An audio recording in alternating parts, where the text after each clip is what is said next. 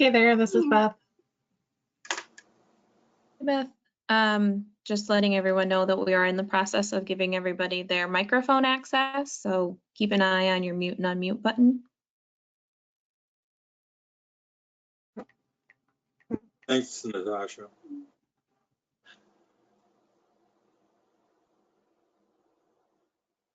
You want us to report in when we have the mute and unmute? We're actually going to do in the introductions, we're going to do the microphone test. Okay, I'll put mine on mute. Okay.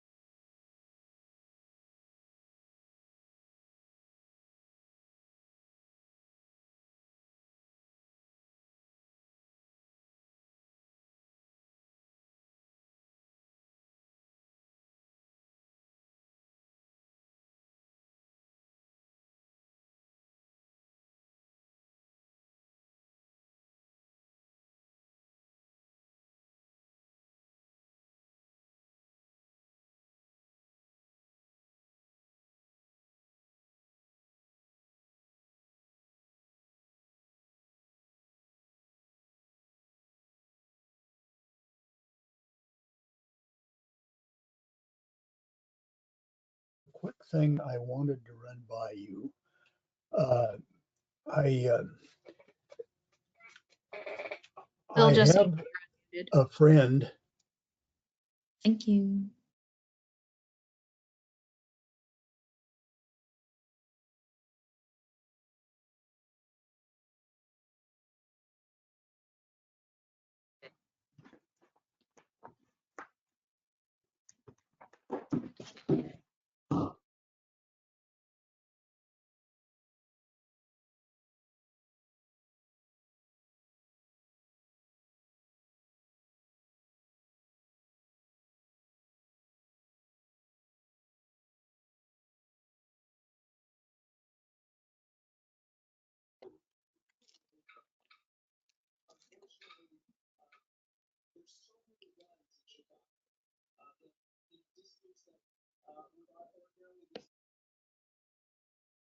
Hello. Hello, good evening. This is Malcolm McClendon. Can you guys hear me? Just doing a quick microphone check.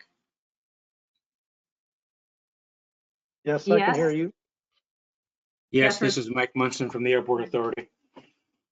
Perfect, thank you. All right, we'll get started here. Well, it's already 4. Just We a few have more people on mute. 2 more people. Okay. Yep. We'll give them about a minute or 2. Yes, please.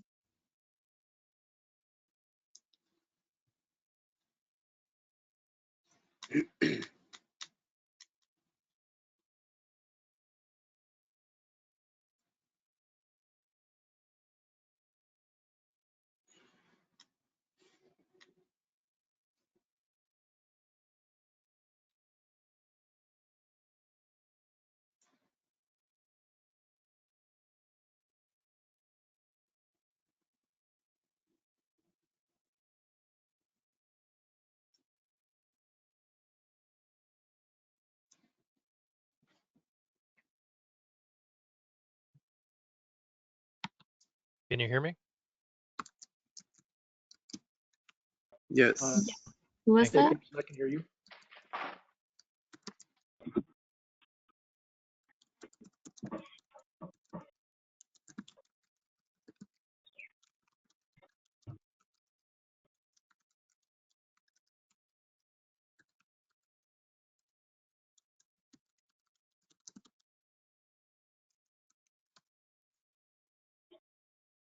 All righty.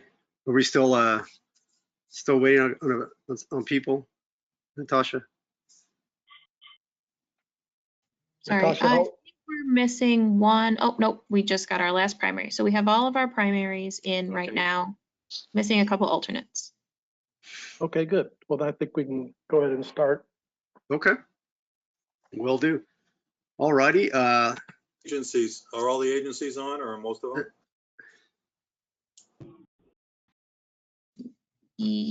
I'm missing Tim. Hold on. Yeah, I don't see Escoda Township. Aaron Weed is filling in for Tim Cummings. Oh, okay. Yes, we have Aaron. Sorry, Aaron.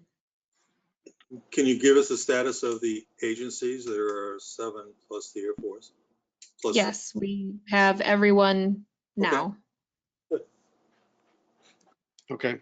Perfect. All right. Let's go ahead and switch over to this evening's presentation, and we'll start from there. So kicking it off now, my name is Malcolm McClendon. I work for the Air Force Public Affairs Office. I help out BRAC for this meeting. However, I'll be just my role will be facilitation of the meeting. So before we get into the meeting and introductions, I'd like to hand it over to the co-chairs for any opening remarks, and then we'll proceed. So we can start out with Dave, if you have anything, any opening remarks. Oh, just glad that everybody's here. Hope it goes well. Okay, thank you. Arnie? And I'd just like to say, after the virtual meeting in April, the Air Force has been really proactive in improving the format and the capabilities, and we greatly appreciate that. Cool. Well, thank you, Arnie. Okay, then we'll go ahead and proceed. We're going to get into the introductions. First, if we can move to the next slide there, we got for the Air Force, David Gibson, you heard from him. And then the next is going to be Arnie Lariche. He's the community co-chair. And also, and for this segment here, and I know we got the word a little late. Mr. Aaron Weed's going to represent the Escoda Township, but as an exercise for this segment, if you see your name and your slide pop up, if you could please unmute your mic and introduce yourself. So I'll start with Mr. Well, let's move forward. I think, or let's move forward to Aaron. Okay, and if you could just start there with Aaron Weed or Tim Cummings, right? But the Aaron Weed, there you go, right there. Stop. Okay, Aaron Weed, if you could introduce yourself, please. Aaron Weed, Escoda Township Supervisor. Okay. Jeff Moss, a Sabo Township trustee.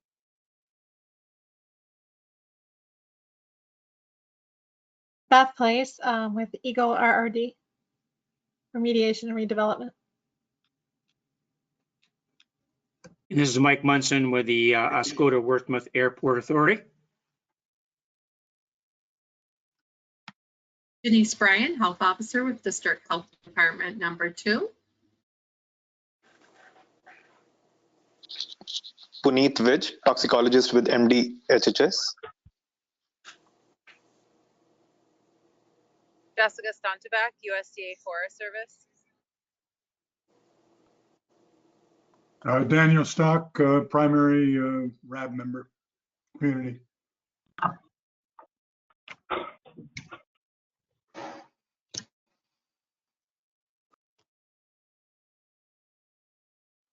Yeah, there you go. Let's move forward to Robert, or to Joe, rather. I'm sorry. Primary RAB member.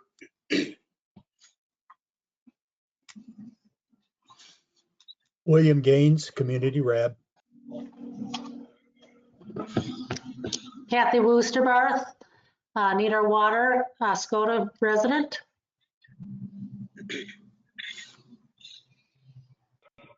Brian Mertz, I'm a community member. I work for Hi, my name is Jerry Schmidt. I'm a community RAB member. Catherine Larrabee, primary community RAB member.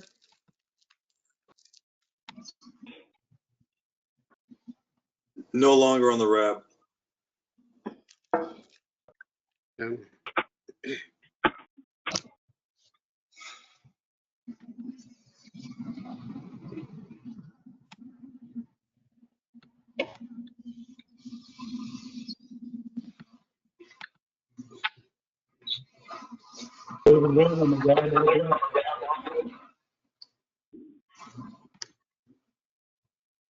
Rex Vaughn, RAB alternative. Greg Schultz. Jeff Gottlieb, RAB alternate.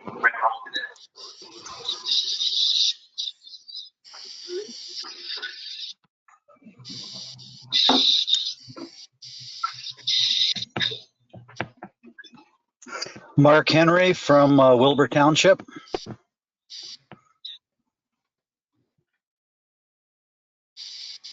And okay, for this, I'm gonna go ahead and introduce the, if it's okay with everybody, I'll introduce the distinguished guests and visitors that we will have tonight. I'll go ahead and start out with Dr. Stephen Termath. He is the BRAC Program Division Chief. Next. Okay, we also have Mr. Val de la Fuente, also works for BRAC. He's the Execution Branch Chief there. Next.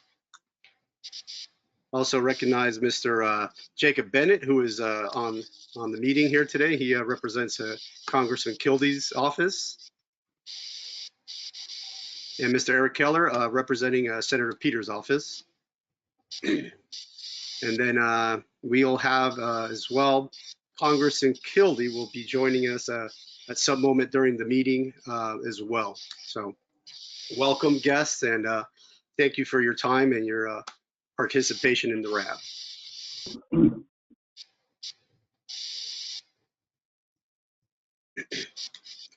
Okay, here's the agenda for this evening's RAB. Let's take a quick look.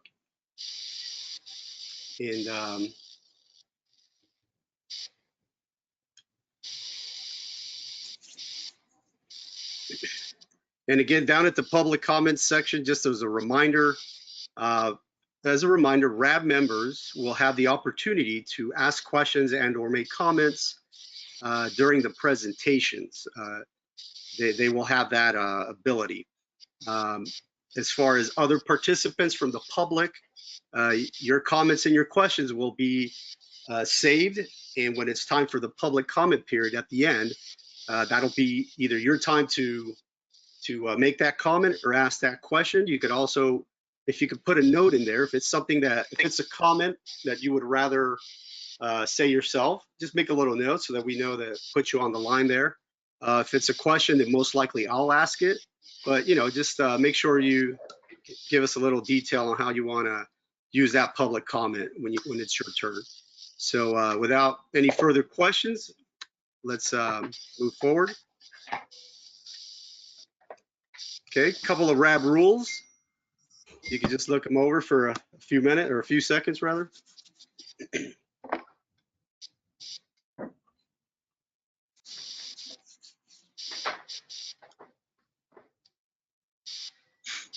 Okay, thank you. All right. So let's move on into the stakeholder updates. And I believe our first update is going to be from the Air Force. Next slide. Okay, Dave. Yep, thank you, Malcolm. This is Dave Gibson. Real quick, just a point of order, I guess you might say. Natasha, can you confirm that we have 9 primary RAB members? I thought we had 2 names, Mr. Taser and James, that didn't respond. So do we have 9 members? Or Arnie, do we have 9?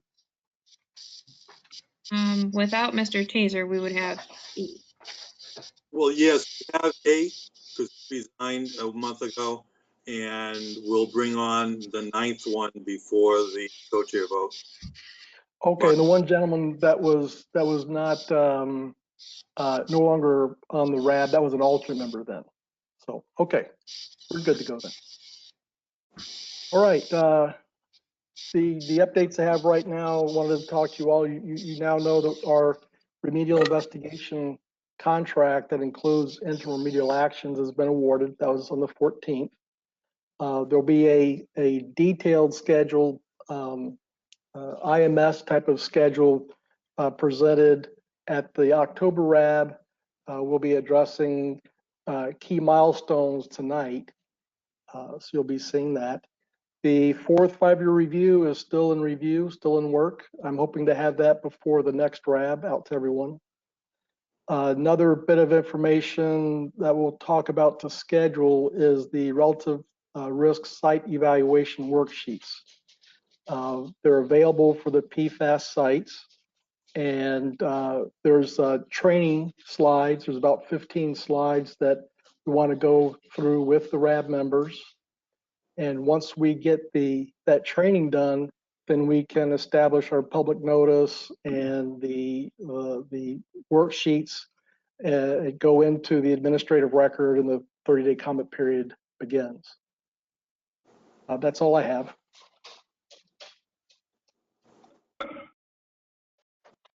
Okay, next slide. Okay, we're going to start out with the stakeholder updates. The community RAB members, here's your updates. Please take the floor. This is Kathy Wurtsmith. Yeah, thank you. I want to just give you an update on community members and what we've been busy doing. I do want you to know that we have encouraged leadership in the RAB, so we did take an active approach on making sure we have continued leadership in the community RAB. We've also strengthened and solidified our continued efforts of the NOW group. So we meet on about a weekly basis. We also meet with state agencies to discuss strategies, and frankly, those strategies include how to engage the state in an effective relationship with the Air Force to benefit our area. We're also working with the National PFAS Contamination Coalition on how to develop strategies nationally in dealing with the Department of Defense. We also take all opportunities possible to discuss the slow and barely perceptible actions here at Wurtsmith Air Force Base with the media and news outlets. The partnerships we have with environmental groups, universities, and legislators are also growing and strengthening. We continue to have outreach and information sharing with our local community online, mostly now, although we had a successful rally just this afternoon, making our voices heard in our community, and we had a lot of support for that. Lastly, we had, there's an award-winning documentary called No Defense that's been produced that tells the story of the plight of our community related to the U.S. Air Force PFAS exposure and contamination of our community. Thank you.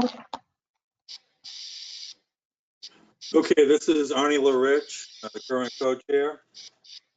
We've continued to communicate with the agencies on a monthly basis with the leadership team comprised of 5 of us in the community RAB to stay abreast of what the agencies, and that includes ships and all the state agencies and the Air Force, and use that information to stay abreast of some of the things that, a lot of the things that's happening. It's about the only way that we can really know about this on a continuous basis.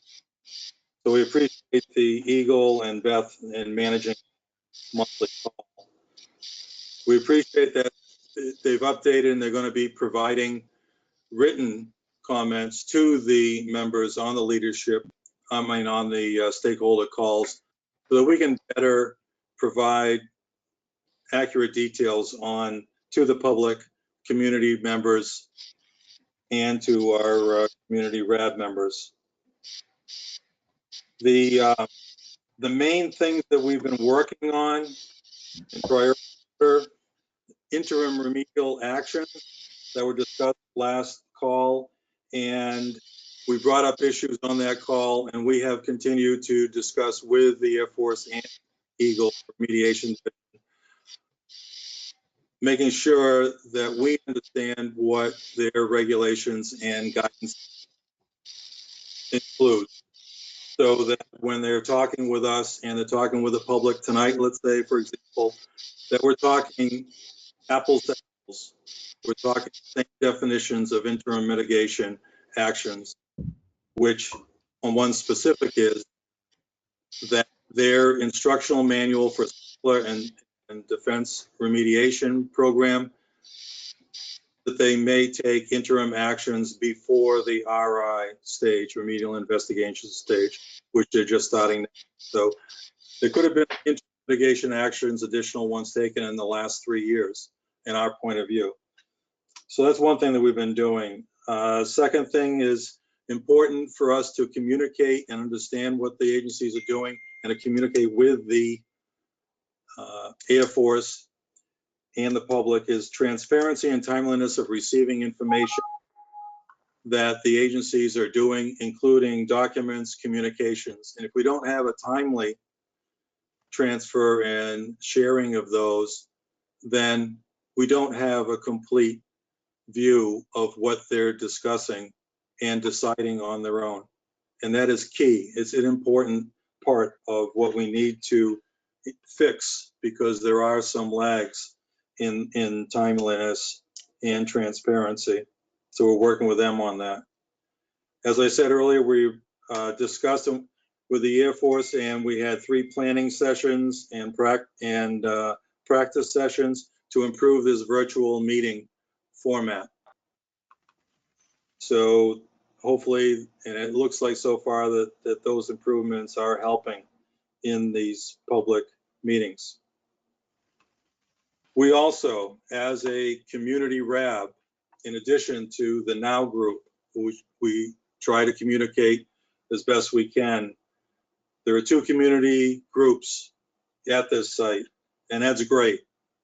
They both serve important roles, and a lot of those roles overlap. But one thing we've been doing as the community RAB is we've been participating also in the National PFAS Coalition and also attending Department of Defense remediation trainings, webinars, to know what the Air Force is doing on the technology of remediation and investigation. we have to stay, as a community RAB, we have to stay up on those so that we can understand the decisions that they're recommending and taking. And so I'll end there, and if any other community RAB members have something quick to add, please do.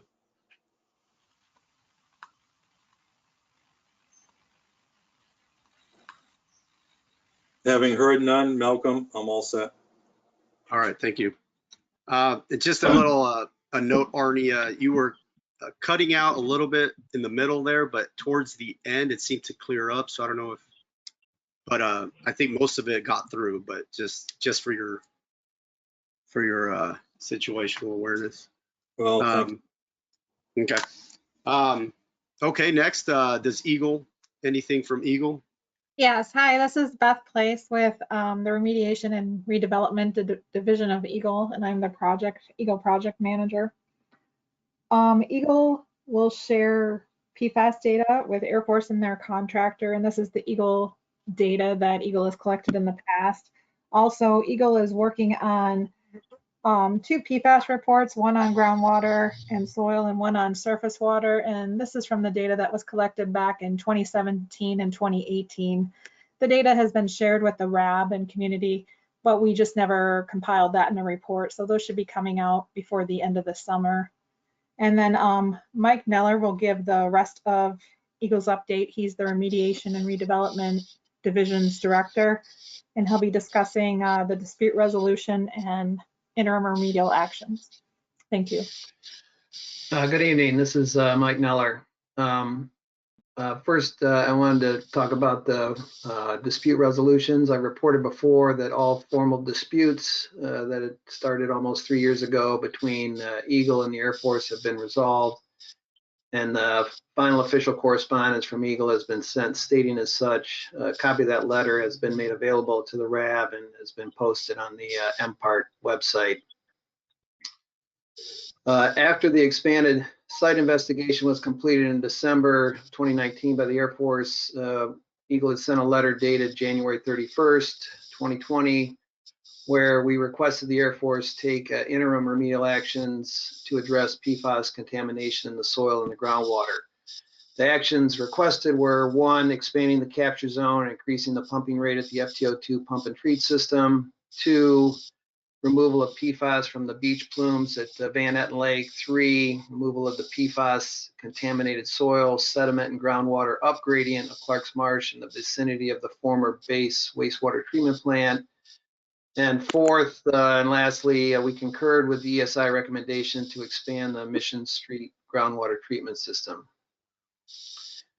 When we made this request for these 4 interim actions, it was from the perspective that there is adequate information to proceed with these interim actions. We do understand many remedial actions on contaminated sites have proven to be more costly or take longer because of inadequate site assessments. We also understand that early actions, and specifically source removal, have shown to reduce the time and money spent cleaning up a site. While we acknowledge the friction between implementation of site cleanup actions and fully characterizing the site, we feel that the citizens of Michigan deserve to have a sense of urgency applied as we move forward with any and all interim response actions requested. This year, the Air Force has received additional funding specifically earmarked for PFAS cleanup actions at the former Wurtsmith Air Force Base. The Air Force announced in June that it would be undertaking 2 of the 4 remedial actions requested by Eagle. While this is a start, we do not yet know what is planned and ultimately how effective these measures will be.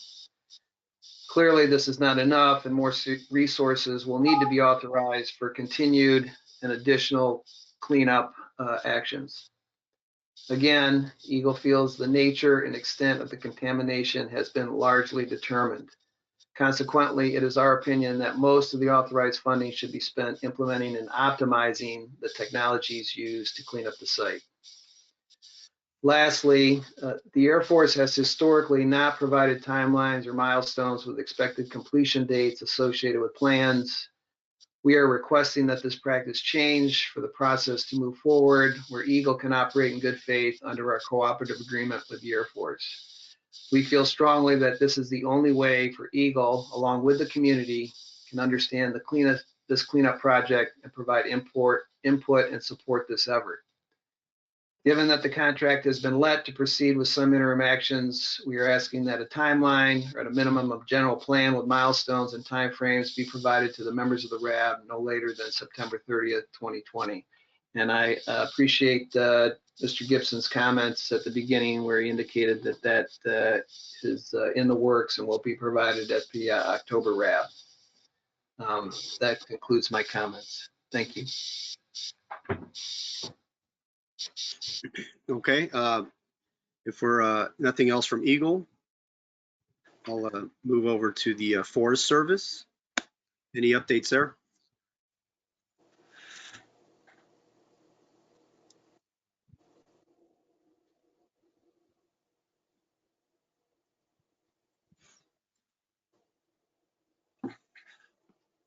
Okay, next slide.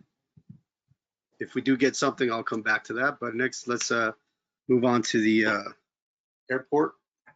Yes, this is Mike Munson. Okay. My comments are the Scotia Wurtsmith Airport Authority needs an action item charging the Air Force to disclose to the RAB their design plans for new wells or modifications of existing wells to implement the next generation of PFAS cleanup stations. The locations need to be known for the wells to allow the Airport Authority and or the township to implement any actions on their part to prevent any delays or surprises. Reason for this request? This action item is needed due to the past Air Force cunning efforts to drag their feet on needed actions. Example, the Air Force interpretation of the $13 million of congressionally approved funding was to be used for further investigation, when Congress specifically said the monies were to be used for immediate PFAS remediation. It is imperative that the Air Force be tasked to notify the respective groups in the Wurtsmith area, i.e. the Airport Authority, Township, and the public at large, what, when, and how they plan to place the wells to accelerate the next phase of remedial action, i.e. additional pump and treat stations. This is needed to prevent an escape plan by the Air Force to blame their non-compliance on others because of additional unknown actions are needed to address well issues. The Airport Authority is working on further business actions, and it needs to know as soon as possible any new well locations or modification to existing well locations to allow enough time to make changes to those plans if needed. That's the end of my comment. I will forward this in an email to Mr. Gibson. Thank you. Okay, thank you. Township of Au Hi, Jeff Moss, trustee. First, I'd like to thank the state of Michigan, Sue Menente, and the rest of the staff for putting together a virtual town hall meeting for the communities last night.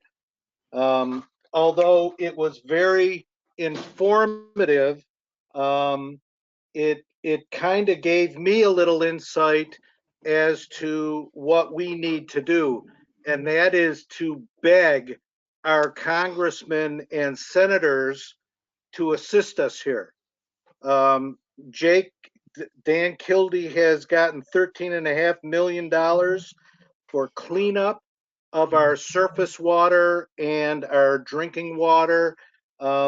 We need help, and we need Congress to instruct the Air Force as to what to do, because based on what I heard last night, we need help.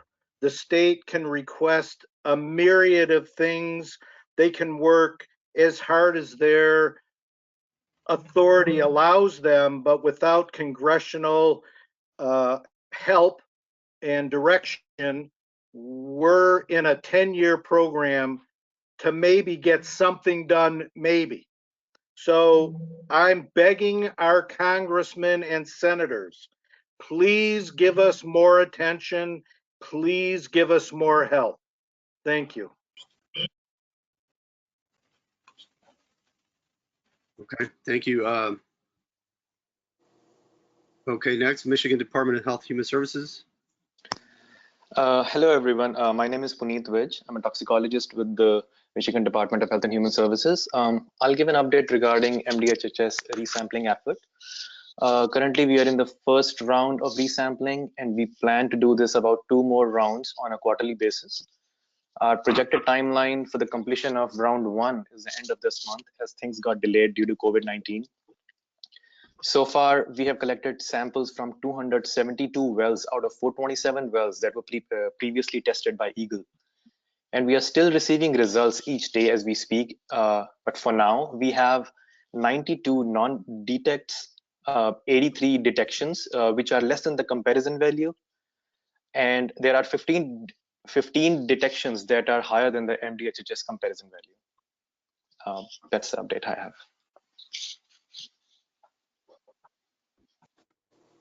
Okay, thank you. And I just, before we move on to the next stakeholder, seems that we had some hands raised, and I want to make sure that we don't pass over anyone. So let me see who was the first hand was raised. One moment, please. Okay, Kathy, yes, your hand was raised first, so if you want to go ahead and comment something. Kathy Woosterberg? Yes. Oh, I'm sorry, then my hand is raised in error. Oh, okay, sir. Okay, Dave, did you have your hand raised? Dave Gibson? No, my machine's indicating my hand is down. Oh, okay, well, cool. Then let's move forward then. So we're going to move with Oscoda Township. Aaron Weed, Oscoda Township Supervisor. I have just been trying to wait and hear what the Air Force is going to do for their timelines, which I see they do have some listed here on the future slides. So it's good to see that there's something put in place. However, I'm disappointed in the amount of funding being spent on interim, the low amount being spent on interim actions as opposed to investigations, considering there's an enormous amount of data that's already available and has been for several years. We're also still waiting to hear back from the Air Force regarding their assessment of the stormwater system for them to be able to pay for using the system. And that is all we have.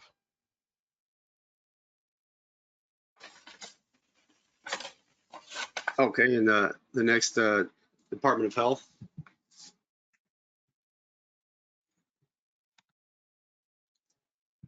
Good evening, this is Denise.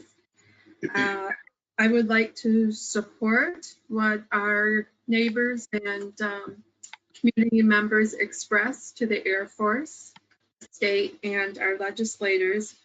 I'm imploring our state partners to effectively and expeditiously mobilize to provide all the data that we need to compel the Air Force to implement immediate PFAS remediation. I have a biology background, and my master's work is in public health policy. And I am by nature a very patient person. And time's up again, another RAB meeting where we need to express that our health is in jeopardy, our way of life is in jeopardy, and the values of protecting our families and our environment is eroded on a daily basis by bureaucracy.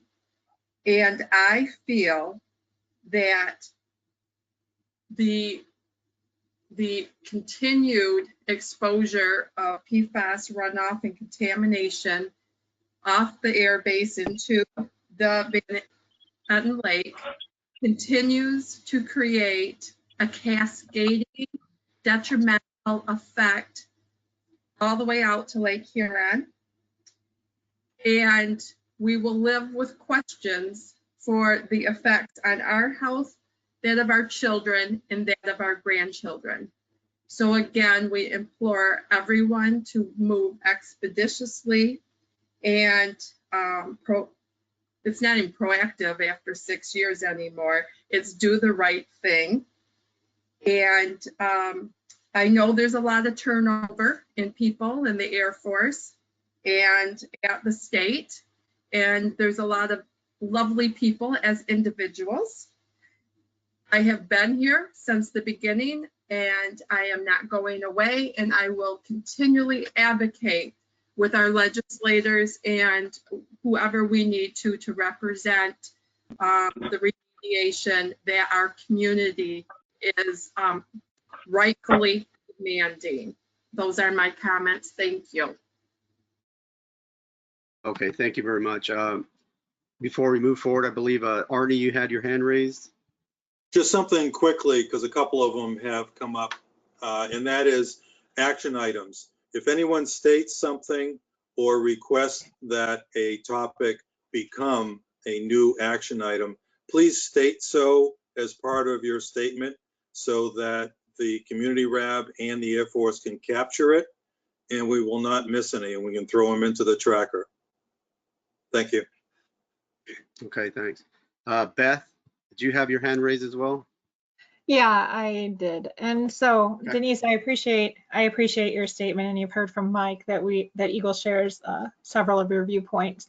I just wanted to reiterate from my part of the update that Eagle will be sharing a complete set of our PFAS data just to make sure it hasn't gotten, lost along the way with the changes. And Dave Gibson and I have already discussed coordinating that with once their contractor is kind of up to speed now that they're on board. So just so you're aware of that. Thank you. Thank you, Beth. Okay, Dave Gibson, did you have a comment? Well, I think we're going to my slides next. Yeah, I think so. I was just going to say, I guess at the end of this or beginning of my slide is, I thank you all for your heartfelt input. I want to make sure everyone knows that the Air Force is not going away either. We're in this for the long haul. And I have to say that I'm proud of the Air Force and their efforts to protect the environment. Mr. Weed, I apologize for not including in my initial slide the status of the assessment. I've contacted you by email, and we've confirmed that you're our point of contact for the contractor to, get information if they need it. The only other information that we have at this point is we're looking at the September timeframe for the assessment to be shared with you, by AFCAC. That's all I have for this segment. Okay, let's move forward. Unless anybody has anything else, let's move forward with the next, with the presentations. Okay, and back to you, Dave. All right, next slide. So I wanted these next several set of slides are here because I want to really make sure everybody understands that there are treatment systems at Wurtsmith Air Force Base for PFAS in the groundwater. I'm new to the program, so I guess it's not unusual for me not to know that. So we're going to talk about the three systems that are in place: Mission Street Central Treatment System, the Fire Training Area number 2. And then I want to, highlight the history of Fire Training Area number 2. It's been there the longest, and we can talk about what the original goals were and the effectiveness of the plume that it was trying to control. Next slide. So Mission Street's the newest, became operational December of last year. It's an ion exchange system. So far, 43 million gallons of water have been treated. It's got a flow rate of approximately 190 gallons per minute. It's operational over 95% of the time, and it's successfully treating these PFOS, PFOA, and the PFH excess, less than 4 nanograms per liter. Next slide. The next slide for central plant, that's the, I guess you can say, the next newest. It's a granular activated carbon system. It's treated over 206 million gallons since it started up in 2018. Flow rate of 250 gallons a minute. Operational runtime of over 95%. And again, the effluents are less than 4 nanograms per liter. Next slide. And the original or the oldest treatment system was at fire training area number 2 since April 2015. Another granular activated carbon system. Over 619 million gallons of water have been treated. It's got a flow rate of approximately 250 gallons per minute, 95% runtime, and less than 4 nanograms per liter for effluent. Is there a question?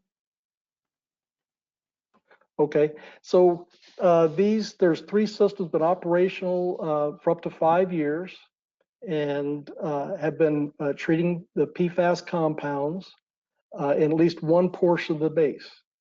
And now I want to talk to the next slide. Any questions on the historical or these existing systems? Yeah, I this believe is we have Bill Gaines. Okay. My understanding is that Mission Street and the central treatment system have been pumping from approximately those same well fields since the 1980s. They haven't had PFAS treatment in place, but they have been pumping to aerate fluorocarbons. There's the heart of dispute resolution with EGLE was continuing to operate those after the Air Force requested permission to turn off the fluorocarbon scrubbers, since that had been completed. So for a time prior to our initiation of the RAB, and this was briefed at, I believe, our initial RAB orientation, that those were pumping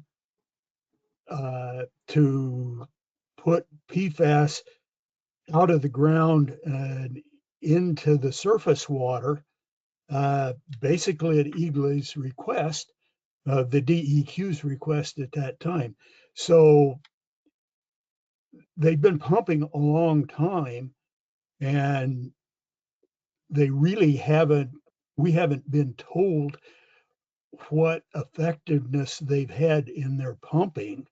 I appreciate the fact that they've been treating relatively recently, but the pumping has been going on for a long time. Okay, thank you. Any other questions? We had before we get out of order here, I think we had that was Jeff Moss, right? You just Mr. Gaines. That was Mr. Gaines. Okay, now Jeff Moss, I believe you had a question or a hand raised. I had a question. I was wondering how many parts per trillion the less than 4 nanograms per liter would equate to. If you're going to have me do my mental math here, so 4 nanograms, I think, is 400 parts per trillion, or I can't remember how it goes. What is there? Is this 4 parts per trillion. So, but that and it's better than the 1,000 that was initially coming out, but it far exceeds the 12 parts per trillion for surface water, correct? No, the answer is 4 nanograms per liter is 4 parts per trillion. Unless somebody wants to correct me. I think you're right. That's correct. Yeah, that's right. Okay. Yeah. Does that answer your question? Yes, thank you. Okay. Okay. Next up, we had Aaron Weed had a hand raised as well. Yes, I just wanted to make it clear, Mr. Gibson, that the issue is not that you guys haven't put treatment systems in. The issue is that you haven't put enough in and covered enough of the contaminated plumes within a reasonable amount of time. My other question is regarding the effectiveness of the current treatment systems. I would like to know how well they're handling PFHXS. So I hope that kind of clears it up there about our concerns of the treatment, because you guys are utilizing old infrastructure when really new infrastructure should have been installed and covered a much larger mass. All right. The systems are deemed operational, so I cannot say that they've passed their lifetime of operation. As far as treatment of chemicals, if you look at the slides there, the PFHXS was less than 4 nanograms per liter. We can have at the upcoming RAB more of the influent concentrations shown, but they're coming in, let's say it's 200 parts per billion. When it comes out the other end, it's non-detect. Okay, I see that the central does not address PFHXS and nor does FTO2. And that's because the SRD does not require those to be reported, but the data is provided to Eagle for all the compounds that are analyzed for.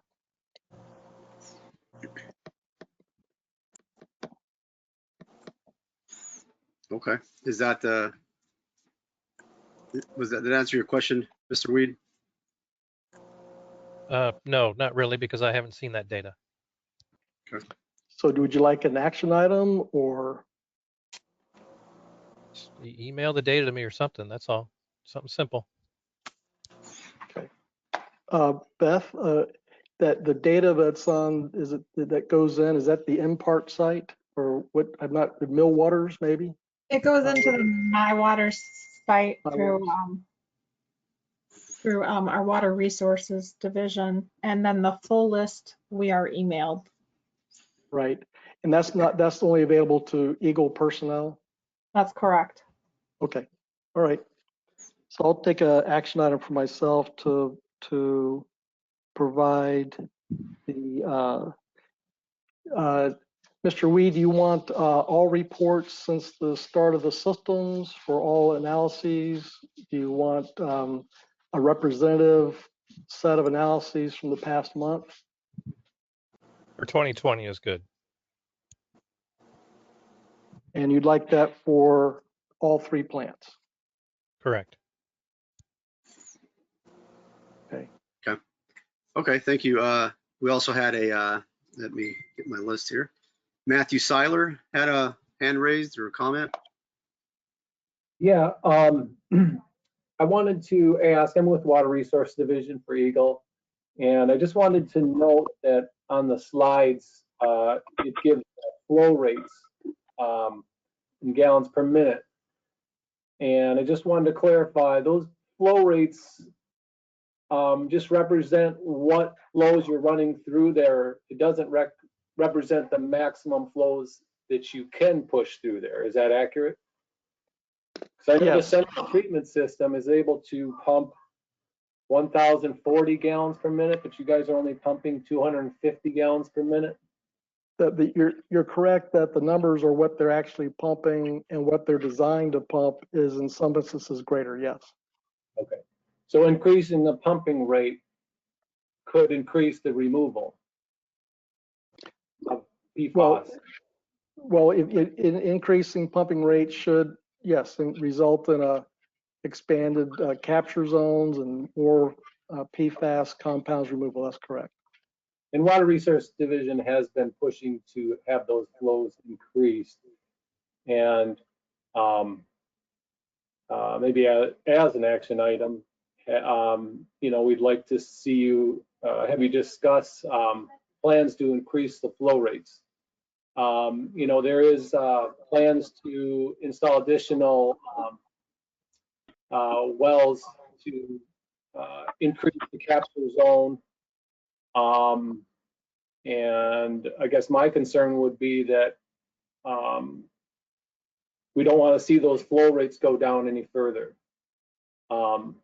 If anything, we want to see them go up. And one more item is, can you indicate what the maximum flow rates are for the Mission and Central Treatment System are? I don't have that handy right now, so I'd rather go ahead and make an action item to send that or include that in the minutes than to make a wild guess. That's fine, thanks. Okay, thank you. Arnie, I saw you had your hand up, but then you submitted a question. Is that, you still need to Yes. wait, or is this, yeah? Well, one thing I just want to say for a point of order for the RAB is that when information is shared between the Air Force or any of the agencies and any of the stakeholders, it should be shared. If it's brought up during the RAB meeting, it should be shared with the full RAB, because it'll cut back, it'll inform us, number one, and we'll learn from, but also more importantly, it'll be part of the record so that we and future RAB members will have the benefit of it, and we'll move forward faster in getting these issues addressed if we're sharing information. So I just want to throw that out. So I'm pretty sure it should be an AI, an action item for the RAB full. And if not, then we should have a discussion with the two co-chairs. Thank you. Arnie, I would be sending out any information to the full RAB team or including them in the minutes, whether it goes in a separate package to the RAB members or in the minutes, one way or the other, but everybody would see the reply. Okay, but by signing it as an AI, then the co-chairs and the community RAB get a chance to look at it before it becomes final and an action item. And it may be answer that one question, but there's another one that's significantly related to it that you could answer at the same time, and we have a much better view of what's going on. So just something to think about. Thank you. Okay, so what you're saying is we need to make the sending of the 2020 effluent test results that Mr. Weed brought up, that needs to be action item. And then the request from Mr. Seiler about what are the design flow rates for each system needs to be an action item. Okay. Well, what I'm saying, David, is a lot of these detailed requests actually are so related that there should be one action item with sub bullets of these things and answers and so forth.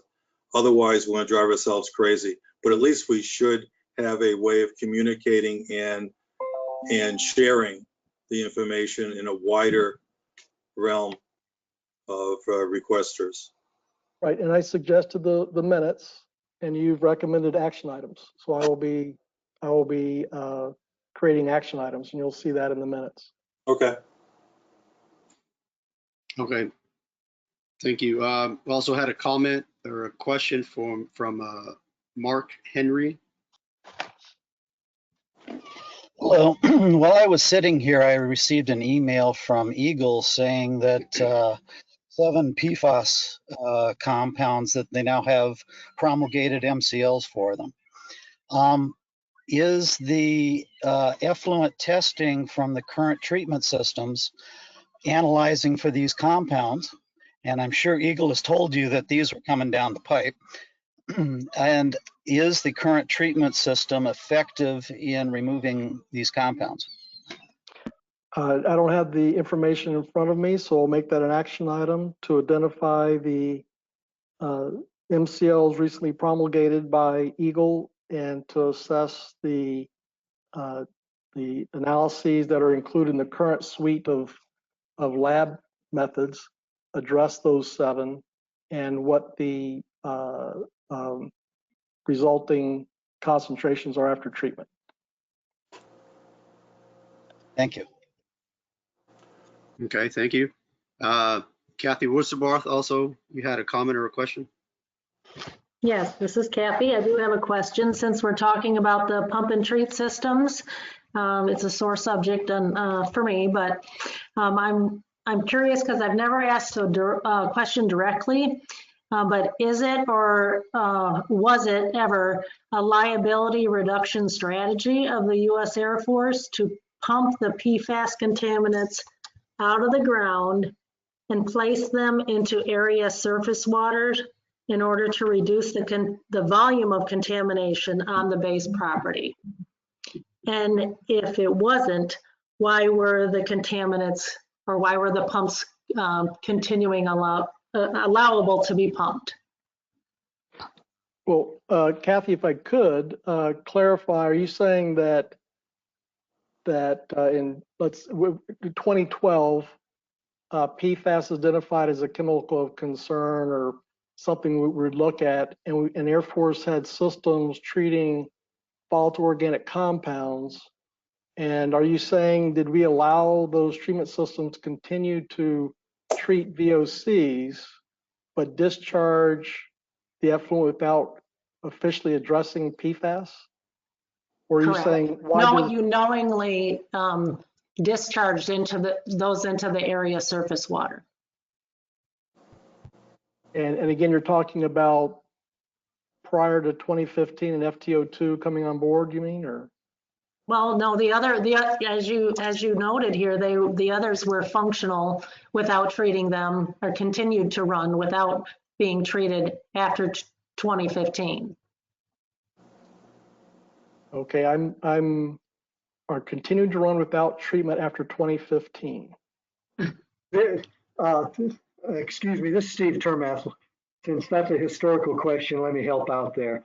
First of all, it was never a strategy of the Air Force to intentionally pump those out as a way of reducing liability and to capture that. What we did do is you have a decision that had to be made is, first of all, those systems were put in for the control of trichloroethylene. So we were working under requirements to operate those systems for trichloroethylene.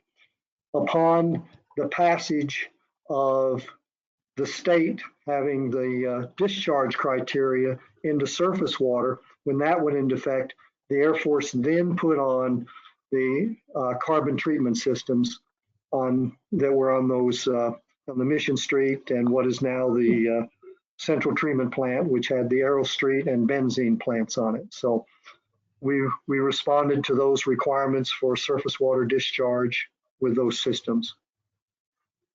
So it was never a strategy to just pump it and ignore it. Okay, thank you. You're welcome. Thank you for the question. All right, thank you. It looks like we have one more question from Rex Vaughn. You submitted it to this questions box. Do you want to wait till after, or is it addressing for this particular? Well, it seems to be relevant that you can answer that question now. Okay. About 17 minutes after the meeting started, Eagle kicked out a press release about 5:17 announcing the formal adoption of the MCLs for the 7 PFAS compounds. And looks like it'll be there's a certain amount of time before they actually become law, but they've passed all the hurdles, and it's now going to be Michigan state law on maximum containment limits for those compounds, which means it's going to have a big impact on what's going on at Wurtsmith. So my questions and since you've been knowing this is coming, what impact has now this promulgation going to have on the Air Force's obligations to the Wurtsmith area? And like they did in New Hampshire, is the Air Force going to try to use the courts to delay the implementation of MCLs in Michigan? Well, let me first start off myself. We have previously the groundwater cleanup criteria from Eagle, 70 part per trillion for PFOS, PFOA, and Michigan's cleanup criteria, the GSI, are both accepted by DOD as potential ARARs.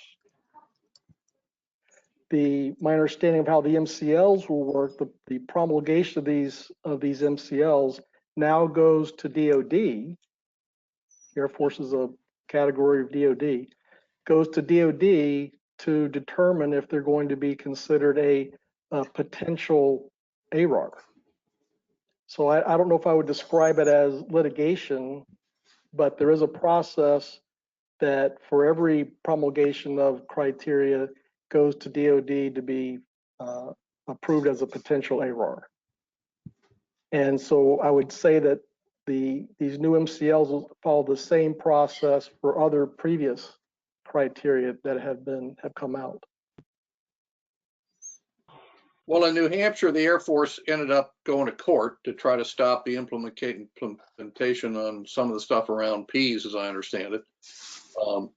I'm just wondering, is that the strategy of the Air Force to do the same at Wurtsmith now that a very stringent set of MCLs have become law? Again, I apologize. This is Steve Termath. If I can tackle that. First, a little bit of clarification. The Air Force did not go to court at all over the New Hampshire requirements. That was a manufacturer that went to court and did that. And so, you know, the Air Force did not take any legal action to try and get out of that. It was done by a manufacturer. Second thing is, with regard to the MCLs, as David said, that goes to the Office of Secretary of Defense, and they will determine if it's immediately applicable or ARAR or whatever, but they will pass that down. And the reason we rely on them to do that is because they want consistency of the Army, Navy, and Air Force for all installations within the state of Michigan, so that we're all on the same sheet of music with how we use the state requirements that are passed. So we don't have a choice on that. That's something we have to wait on, that Office Secretary of Defense position. Does that answer your question? So can you do it in the kitchen? Yes, it does. Great, thank you. Thank you. Okay, we had, looks like Artie, you have a hand up. Is that a question for the end, or is this something to address this last set of slides we went through? Just came up. So just that written one will the record. Regarding the MCLs and the applicable rules and regulations that have to be done as part of the RI, that's a process that could take up to more than 2 years to finalize that. We have been, earlier we were talking about the interim mitigation actions. As a minimum, a request that the Air Force include as their design and interim mitigation efforts to design and agree to install, that you discuss in those designs the capability to meet the groundwater impacts and new groundwater that will become state rules when these MCLs are effective, so that you don't waste time with your contractors having to go back in 2 years, number one. And number two, you may be able to commit in those interim mitigation actions compliance with a new upcoming concentration, and save all of us in our environment better control. So that's an action item. And a response if someone wants to just give us a quick. No, thank you for your question, Artie. Okay, thank you. Let's move forward with the next presentation. Next, please. Next slide. All right, back to you, Dave. All right. So the fire training 2 in April 2015, the time critical removal action. A couple of points here is that there was an existing health advisory at that time of 200 part per trillion of PFOS and 400 part per trillion for PFOA. And so there was a design here of, 7 extraction wells and GAC treatment, infiltration galleries where the effluent after the GAC treatment went in back into the groundwater. And it had effluent criteria of 40 and 20 nanograms per liter, respectively. So that's been working operational. Next slide. This figure is I threw in here so you could get a little bit of background. My arrow won't work here, but if you look at the black dot there at the top of that, looks like kind of like an eye. That's the fire training pit. And you go further down to this red square box. That's where the wells are installed to monitor the effectiveness of the system. You've got the bright blue, I guess it is, or the Tar Heel blue building. That's the treatment plant. There's an air sparging curtain, those red and white wells there.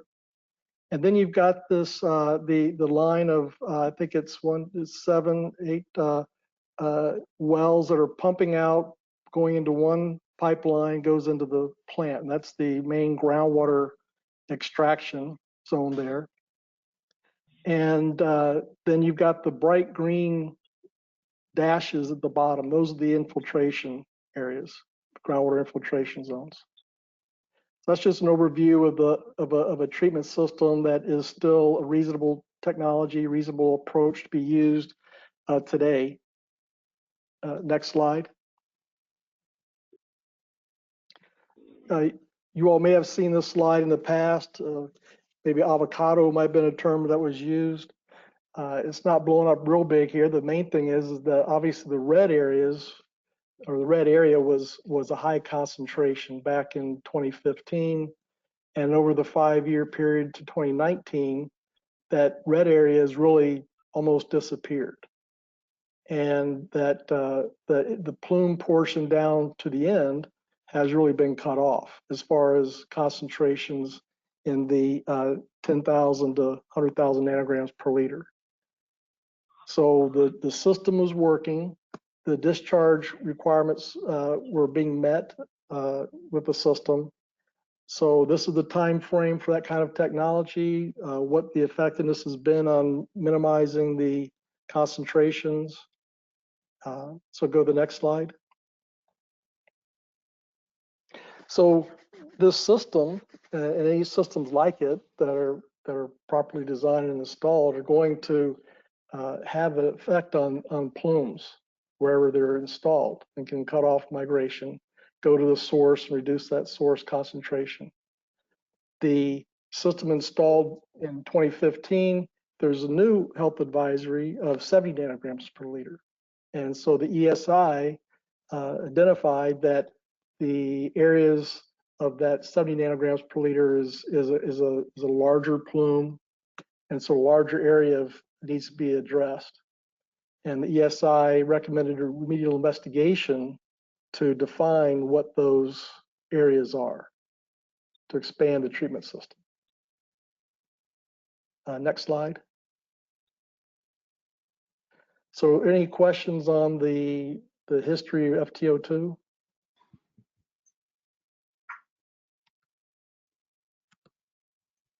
I don't, okay. On our end, I didn't see, oh, I'm sorry. We got a Mark Henry.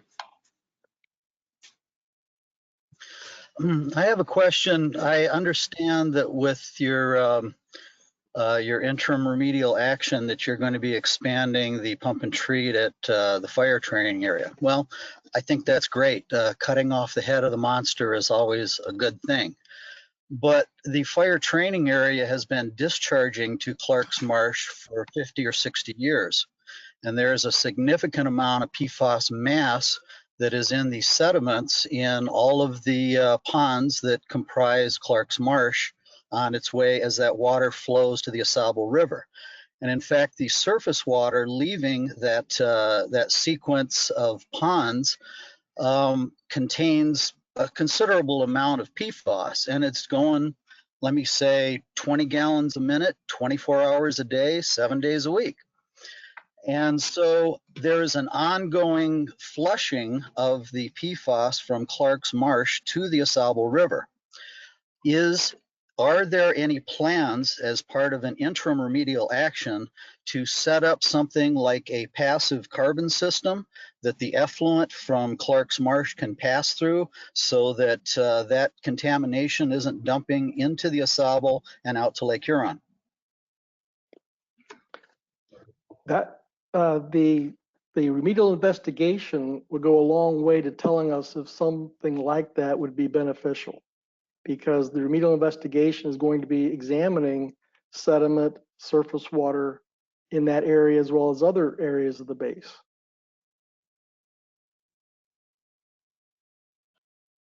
But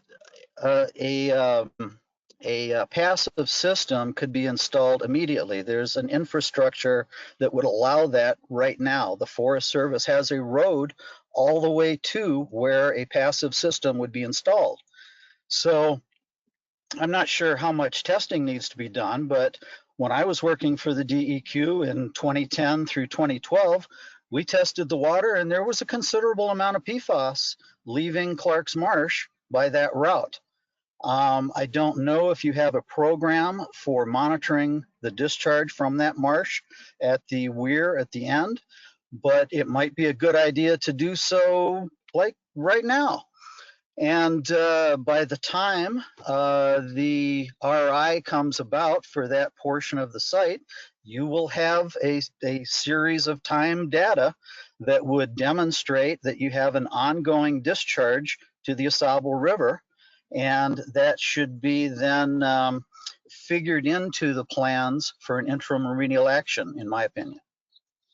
Well, thank you for that input, Mr. Henry.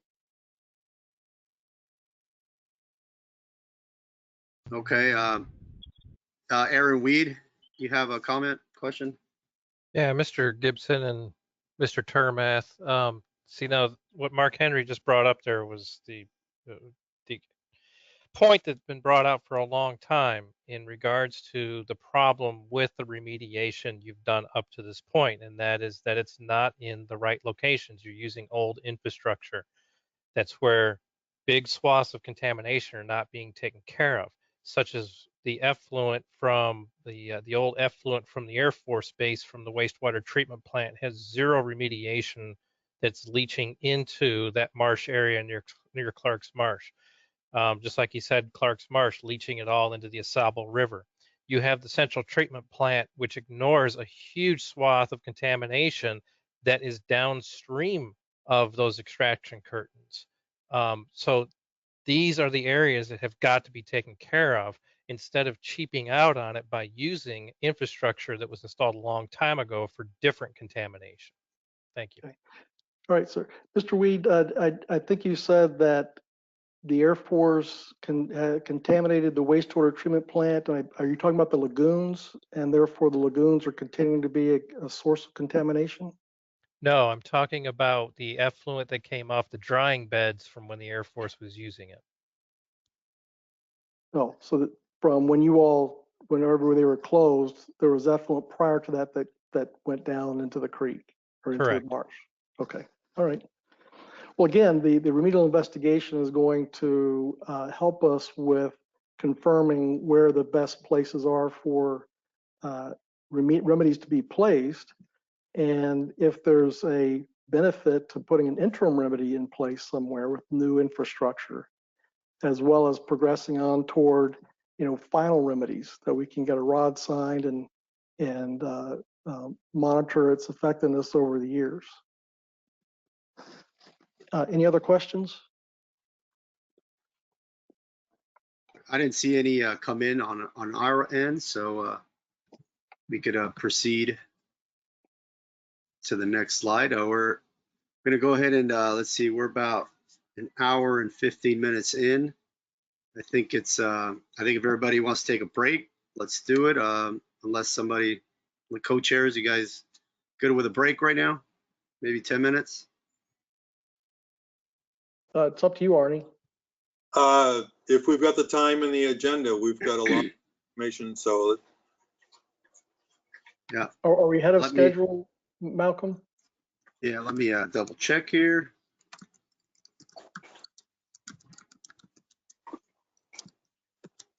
Okay, we're a little behind. So cut it to, So, yeah, we'll do a 5-minute. I think that's appropriate. All right. So we're going to be Okay, so- meeting back at 20 after, Yep. what is it, 20 after 6 your time? Yep. Yep. All right. 20 after the hour, whatever that may be. Okay. See you guys in a few minutes.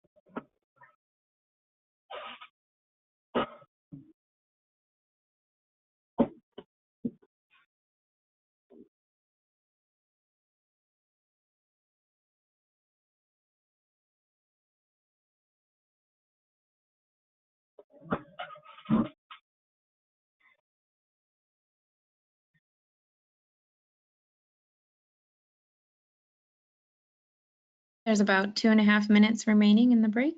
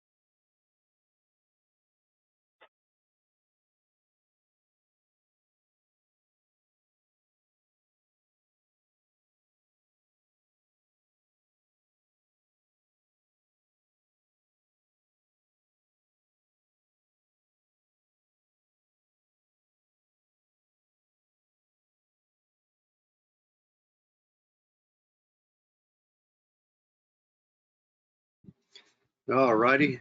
Coming back on, we got about everybody online. Give a 30 seconds for everybody to jump back on.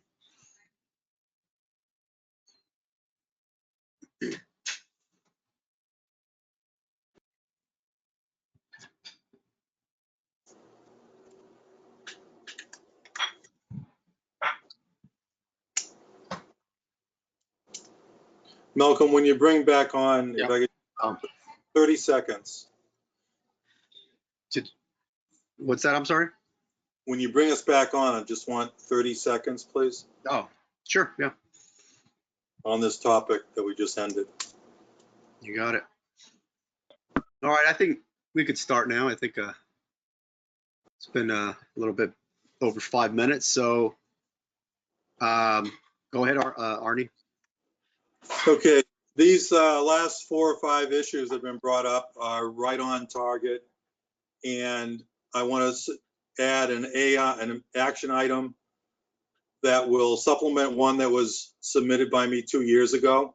And what I'm asking for is the Air Force and Eagle, within 2 months prior to the next RAB, make a full list of all the potential and actually known either sources or plumes that have been and have not been investigated at the whole base, because sometime in the 2 to 3 years ago, someone in the agencies decided that the ESI phase of CERCLA was not going to be a full base in all potential site and be investigated before finalizing it.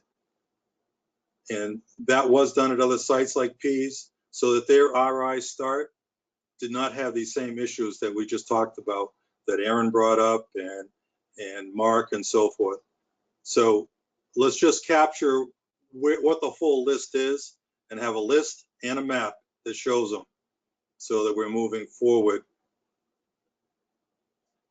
All right, we'll do that. Okay.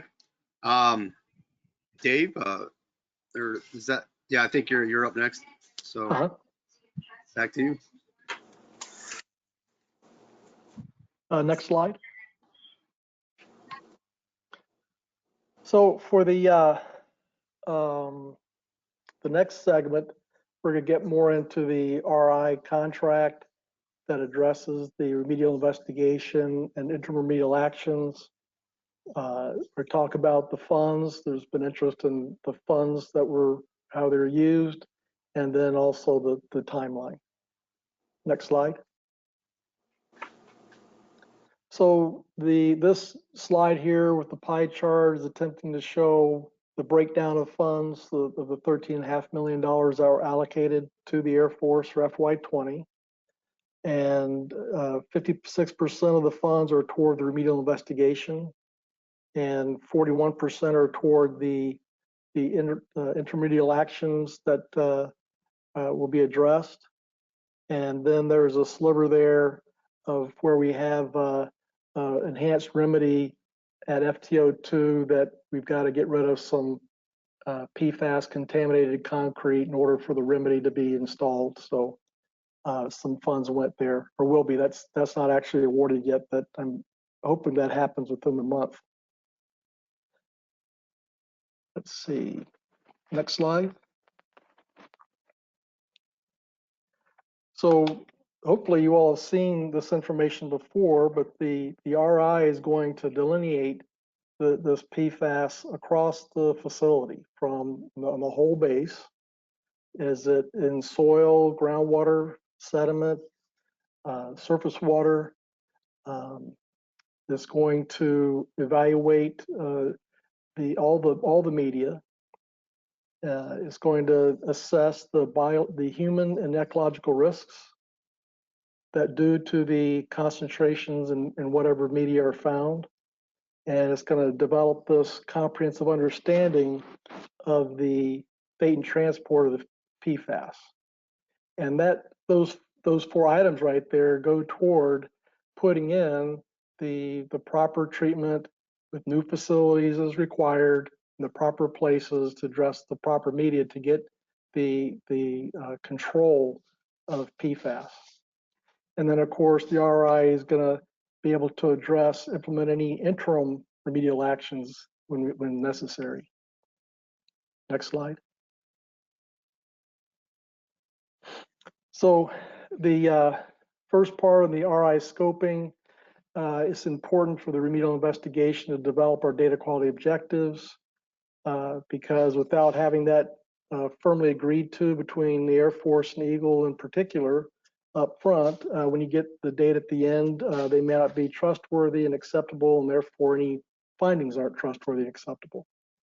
We've got to update the existing conceptual site model in order to make sure that we're out designing either the placement of these monitoring wells or placement of additional groundwater extraction units, that we're going to be placing them properly. And one of the steps of that conceptual site model is update the groundwater model. Those are early upfront activities that will be happening here over the next month or so. Then we're going to get into the site characterization. In the past, we've been monitoring wells, just kind of finding where the plume is, but now we're going to be installing wells for the strict purpose of showing if PFAS has migrated to that point. So these Sentinel well programs. And by having that Sentinel well program and having shown through, I think it was at least 6 quarters of monitoring off base, wells are used for drinking water. We're going to go to the Sentinel well program. Let's see. We're going to be, thank you, collecting groundwater samples, soil samples, surface water samples, sediment samples throughout the base. Again, we're not focusing on particular areas. And then also assessing the impact of PFAS in the vadose zones. Next slide. And the RI includes the human health and the ecological risk assessments. Those the toxicologist risk assessors getting involved at that point based upon the results of the ground truth data in the various media. And finally, the RI includes the interim remedial actions themselves. Next slide.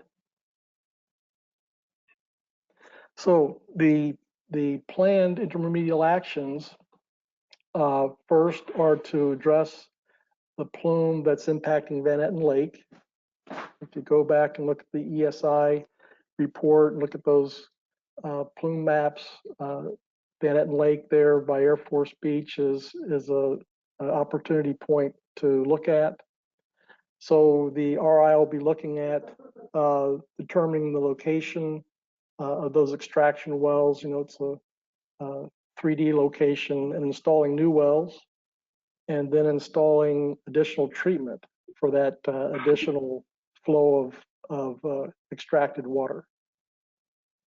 And the second one is the FTO2, again, determining through design, the updated water monitoring, et cetera, groundwater model, et cetera, looking at new locations of wells, installing additional treatment, and expanding the infiltration gallery there. Next slide. So hopefully everybody understands that a construction project can have things that get in the way, but you know, for us to get to the point of actually placing wells and building the building, we've got to actually finalize the project requirements. So the contractors will be developing that, those design, that design information, addressing the wells, how to run the pipes from the wells into the treatment facility, the new treatment facility infrastructure, et cetera. Then we've got to go through the proposed plan and interim ROD stage that has to be reviewed by Eagle and the public. And there's that design review period. And of course, there's a right of way and access to property that's no longer Air Force property, but been leased or deeded or is U.S. Forest Service property. Weather is always a potential impact. And then who knows what COVID-19, if it's still around at that time. But all these things together are go toward, we're not going to be digging dirt next month. Next slide. Any questions on the RI and the IRA information? Okay. Let's see. I think we had. Let me look at the list here. Okay, Mark Henry, you had something on this? I did. Dave, you had a pie chart that showed where expenditures were going. You had a little sliver there for removal of the concrete pad at FT2. Back when I did a lot of aerial photography analysis of Wurtsmith Air Base because I was heavily involved in Wurtsmith back then. And it appears from aerial photographs that Fire Training Area 2 was used for about a decade prior to the concrete pad being placed there and the piping that ultimately went to the wastewater treatment plant. So there is very likely a significant source underneath that concrete in the VADOS zone that if you remove the concrete and do nothing with, will be flushed into the aquifer, and then you'll spend a lot more to remove it with activated carbon than dig and haul.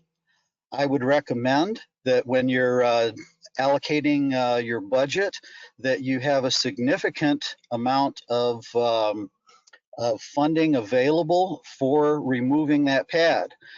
It has been sort of neglected over the last 2 decades because of the belief that there is a significant source area, both VOCs and PFAS, underneath that pad. So once again, I would recommend that you not just remove it, that you actually remove it and dig out any contaminated soil as soon as you can once that concrete umbrella has been removed. Thank you. All right, thank you, Mark. The current contract with Bay West already includes an interim or an remedy enhancement at FTO2 to address that source beneath the pad. And what is preventing that remedy from being installed is the concrete pad. So we have funds. The contractor wants the concrete pad cannot be demolished and then just left on site. So we had to leave the pad in place until this mod could occur to allow the disposal of the concrete. So once the mod is completed or awarded, then the contractor can proceed with demo, proceed with hauling off, and proceed with the work that's already on their contract to address that source beneath the pad. So I think this is good news and finally getting it done. And the contract has a period of performance in it. It's still possible to get through to complete this remedy to address that source before the end of the contract. So I'm hoping that I've successfully answered your question that we are addressing that source by removal and disposal of the pad and having it already on contract to install that remedy. What is that remedy, please? Okay, so what I'm going to do is take an action item to provide the details of that as part of the minutes, or we'll take an action item and we'll provide the details of the remedy to the RAB. Real quick, don't mean to butt in here. This is Malcolm again. I have a question.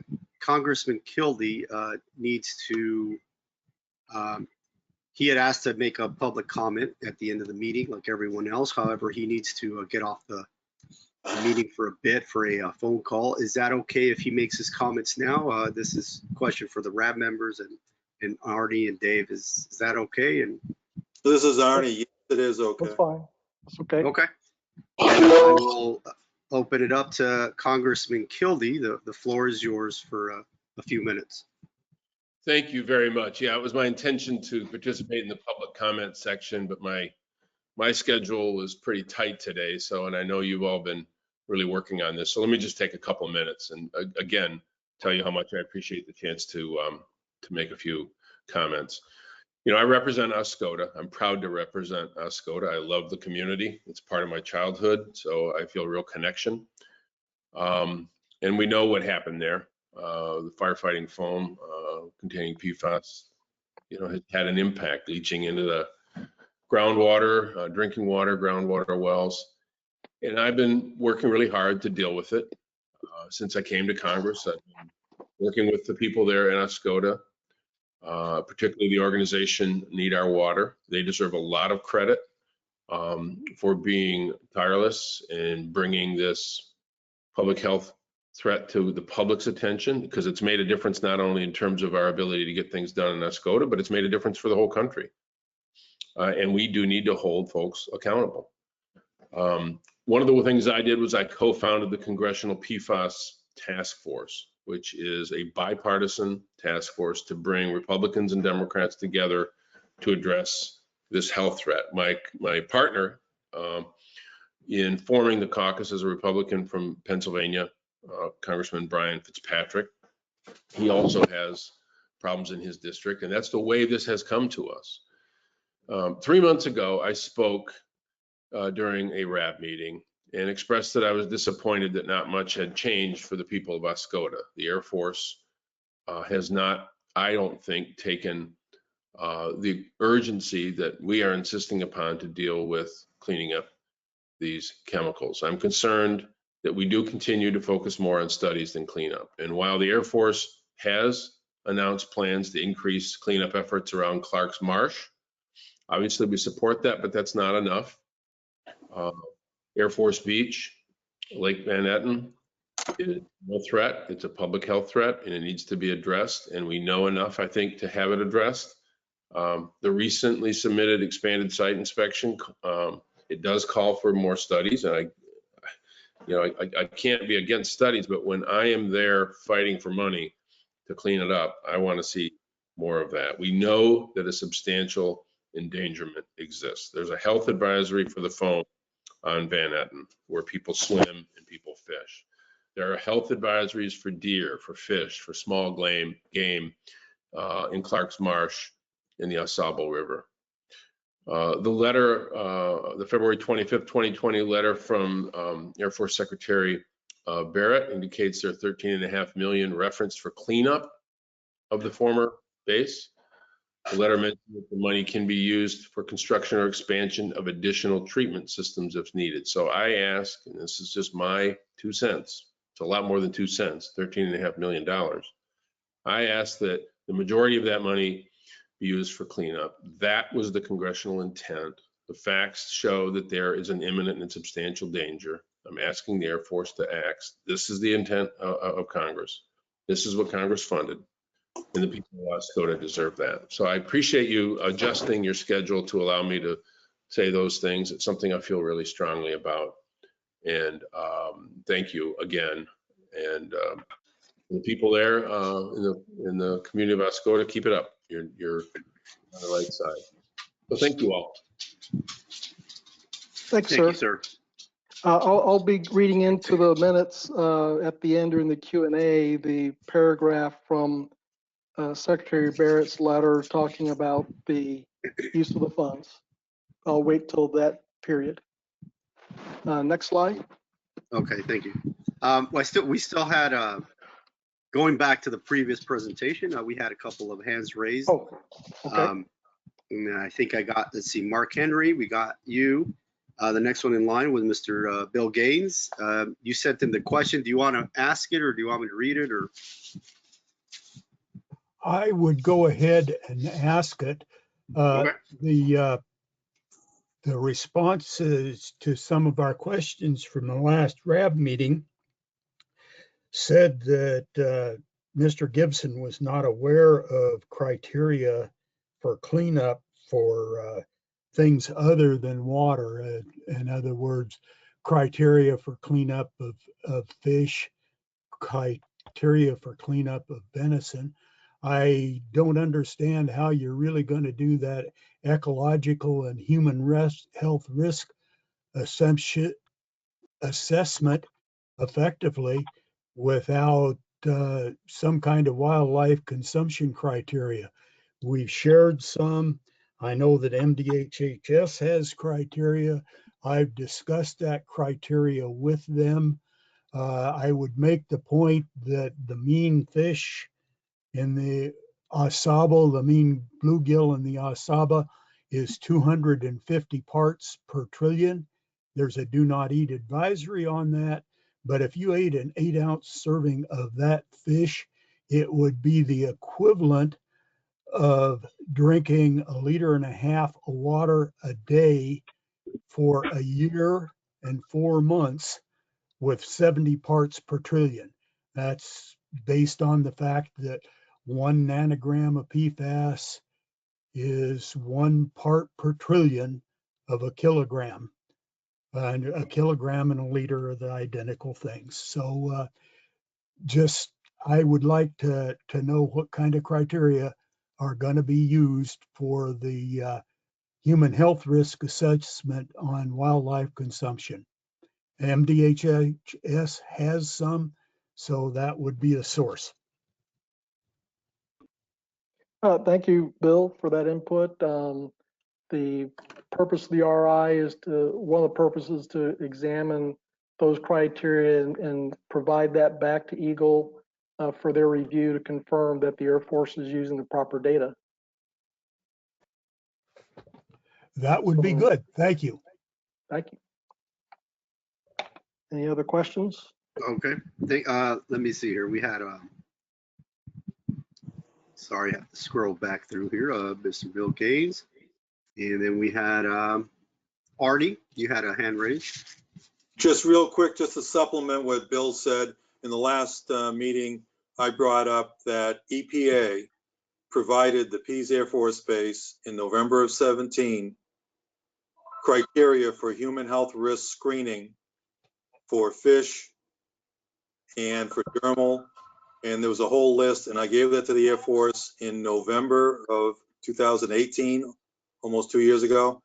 And that was not understood, or Dave, you said that you do not know of any other criteria like that.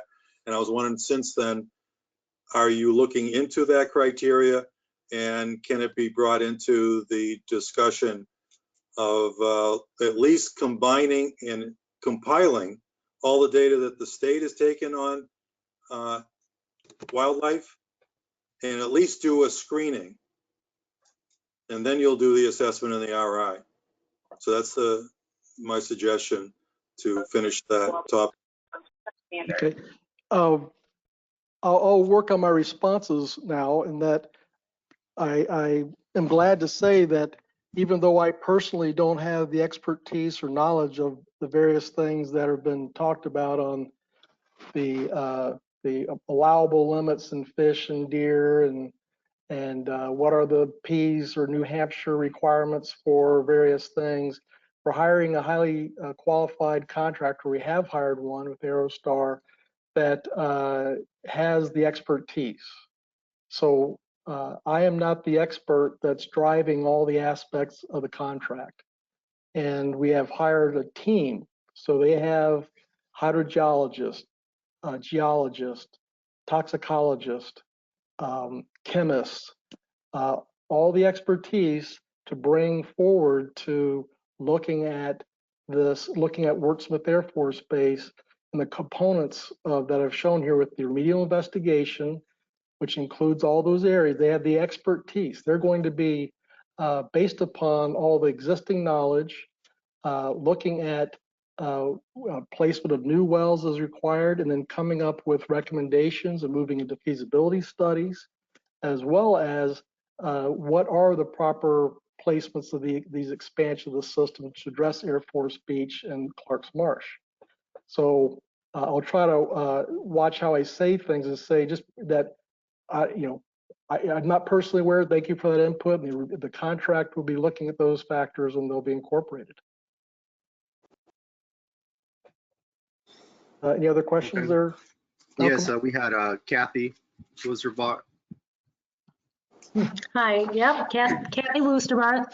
I want, because part of this, the remedial actions include the Van Etten Lake plume. I want to repeat, and for those who may have not have heard, maybe new people in this, the RAB meetings, the Need Our Water top priority statement, which is to have the Air Force stop the flow of Wurtsmith PFAS contamination into all Oscoda area surface water by no later than 2023, including remediation with the utmost speed and urgency of the PFAS plumes impacting Van Etten Lake. Now, with the description of the remedial actions here in the agenda, we don't think that this remedial action provides any assurance that the plume at the beach will be cleaned up. What assurance do we have that these measures will directly clean up the plumes? Well, you're asking two questions there. One, you're saying now has a goal of stopping all migration from the base by 2023. So there's that aspect. You're saying you're not seeing that happening based upon our timeline. And now, no, we did report that at the last RAB meeting. So right, but your question right now, you pointed out again that that's now's goal, stop all migration by 2023. Then you said you don't think it's going to happen, and then you added on what assurances does now have that the plume will be cleaned up. And I'm not sure if you're saying cleaned up by 2023 or cleaned up period. No, addressing the plume affecting the beach.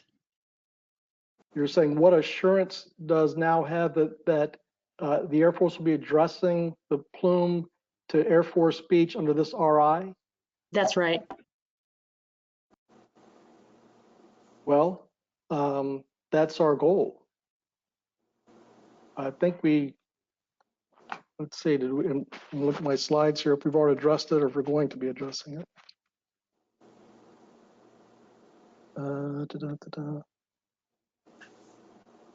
Under the interim measures. Yeah, I thought we already addressed that with Van Etten Lake, and Air Force Beach is where the hotspot is on Van Etten Lake. And as far as assurances that it's going to be cleaned up, all I can say at this point is that is a point at which we want to address to all extent possible under this current contract. We'll have to see after the design of what's doable, and but again, the goal is to stop migration of all PFAS off base, and one of the intermediate actions is Van Etten Lake in the Air Force Beach area. And what is that going to happen as an interim measure, or? Yes. Okay. Thank you. Okay. All right. Thank you. Mr. Mike Munson, you had a question or comment? Yeah, basically looking at the slides, I see, and bless the Air Force's heart, they are looking at something other than water as far as contamination, i.e. the pad and that ground, which is great. I think they're being proactive. However, we were involved here about a year ago doing a runway resurface. And what we did is we took material that was after the Air Force left, took it off and moved it off site. You would not believe the questions we got that we were taking away contaminants and putting it in somebody's backyard. Well, here's a case where we are taking contaminants, or the Air Force is taking contaminants, and they're moving it someplace. I can tell you right now that's going to be a PR nightmare because no one wants it in their backyard. So my point being, we need to think about processing the stuff on site. Now, maybe we got to go hire some scientists to figure this out, but I can tell you right now, if you're going to take that stuff out, whether it be concrete or dirt, and move it someplace else other than the base, you're going to have a problem. And if you put it on the base, what have you done? You haven't done anything. So that's something you need to think about. Mr. Munson, if we are able to legally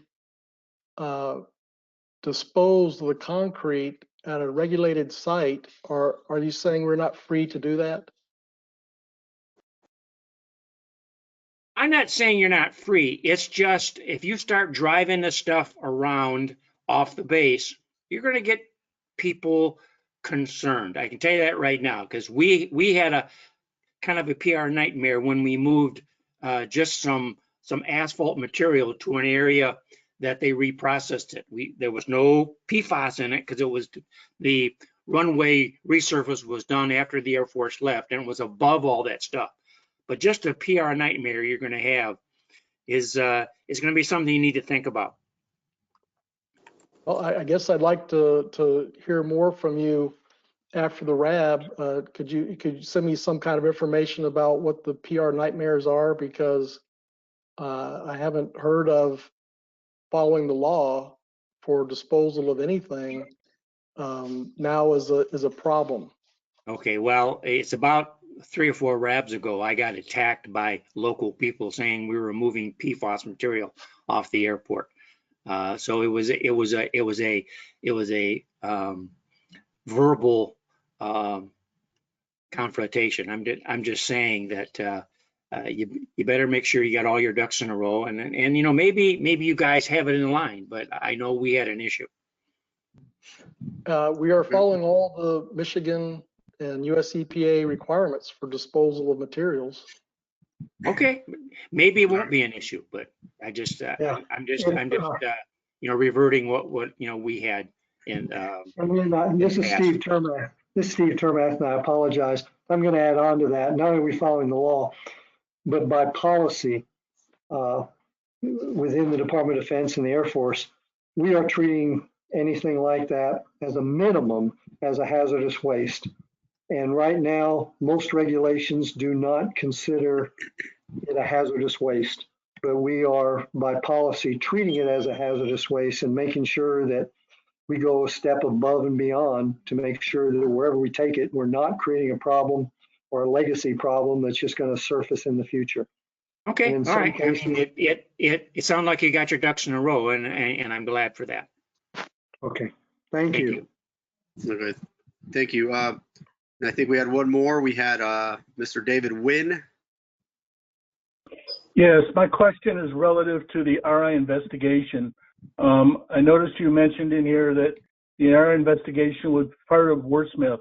My question is, and this has come up in many previous meetings before, and it's been a bone of contention, is that we are of the understanding that the remedial investigation will not only take care of the base, but also areas such as like the east side of Annette Lake, which has never been looked at before. So my question is, how far does the remedial investigation span out to? Does it include the east side of Annette Lake? Does it include Cedar Lake? Does it include areas over by Lake Huron? What does it include? Well, the generic answer would be if the Air Force is responsible for a plume, then we have to take care of that plume. I believe last night during the briefing from Eagle, it was stated, clarified, presented that any PFAS existence on the east side of Annette Lake and Clear Lake that is not related to any operations at Wurtsmith Air Force Base. So while there may be PFAS in that area, it's not been shown to be resulting for the Air Force, and therefore we would not be addressing it. Okay, so I have a problem with that. But my problem is that we have been told by Eagle many times, and I think people on this call, Eagle knows, we've been told and we've been asking about the remedial investigation. We were told by Eagle is that the remedial investigation would cover those areas. So I'm being told now that they're not. So that is a problem. In Eagle, you guys know exactly who I'm talking about.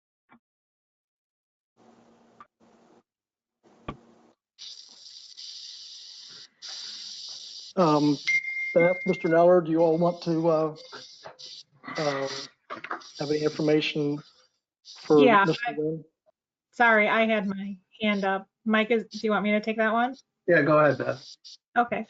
So yeah, during the remedial investigation, Eagle will be asking the Air Force to determine the nature and also the extent. So how far the PFAS compounds have traveled from the base. And so that is where we may get into that eastern side of the lake. We've also, so it depends on how far the PFAS has traveled and to what level that we agree we are looking at. And so Air Force, through the RI, will have to determine that extent of contamination down to the agreed upon level. Then also, we've also talked about, you've heard our CSM presentation from last night. Now, some of that near shore contamination on the southeastern side of Van Etten Lake, we're not sure exactly where that's from. From our transducer study, we have seen some. It's possible it's from some back and forth action from Van Etten Lake, and so contamination from the base is venting into Van Etten Lake, and then that near shore action on the eastern side may be contributing to some contamination, but there's still some gaps that we're not quite sure where that near shore contamination is coming from. Does that help clear it up, Dave? Win? Yeah, so I think again, and I'm requesting this of Arnie and Dave. I would expect an action assignment for someone to sit down and determine what the extent of that RI investigation is going to occur, because right now I'm not comfortable that it's going to cover anything except the base. So I would like an action. I would hope, Arnie, as far as community RAB, that you guys would list an action assignment that determines what the extent of that RI investigation is going to entail, along with Eagle, because I'm hearing two different things right now. Yeah, that's fine to have an action item, and there will be an RI work plan that'll describe the extent of the RI, and that will be reviewed by Eagle and made available to the RAB. Thank you. Okay, we have Rex Vaughn. Do you have a question?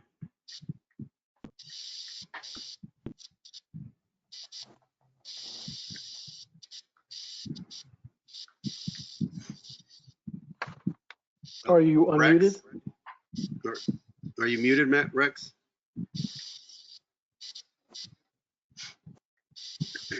Rex, you could unmute. Can you guys see if he's muted or not? He's not. Okay. Are you guys trying to get a hold of Rex? Yeah, I believe he had a question or a comment. Oh yeah, I was just wanting to know the name of the who was a successful bidder for the RI contract. Aerostar. Pardon me, what was that? Aerostar. Aerostar. Okay. AEROSTAR. They're the current contractor working the Mission Street expansion to the GAC. Okay. Are they going to be are they going to be a general, or are they subbing it at all? Sure, there'll be some subs going on in that, won't there? It's a team, includes subcontractors, yes. Okay, but they're the general. They're the prime, yes. Okay, thank you.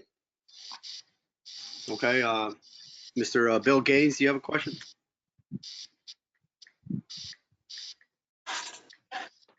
I made a comment, and you can just address that comment. Beth actually covered the same thing when she said that there was a lot of ambiguity on the southeast corner of Van Etten Lake. You know, oh, sorry, I didn't raise my hand. This is Beth again. Okay. You know, one thing I should have mentioned, though, that from our transducer study in our CSM, that we did not see, based on the information that we collected, and there are a few data gaps in our study, but we did not see that flow from the western side of Van Etten Lake was flowing beneath of Van Etten Lake and coming out on the other side in groundwater. So that's a main point that we wanted to get across with our CSM presentation. It's that kind of nearshore interaction that we're not quite sure about over there on the southeastern side. Yes, I think the briefer actually pointed out that Clear Lake is topographically higher than Manhattan Lake. Yes, Cedar Lake. Yep, that's correct. Yeah, okay. Any more questions, Malcolm? Yeah, let's see. I believe we have Arnie. You have your you have a question? No, that question can just be for the record. Regarding the last conversation, is it not the Air Force's responsibility in their conceptual model to investigate any potential, including that east side? Well, again, I believe the answer to that was if there's shown to be a hydraulic connection, some type of evidence that operations at Wurtsmith Air Force Base are connected hydraulically to the east side of Manhattan Lake, well, I think we would. Well, but even your Gillespie, your hydrologist, admitted to me a year ago in the RAB meeting that throat of soil in the southeast corner of the lake,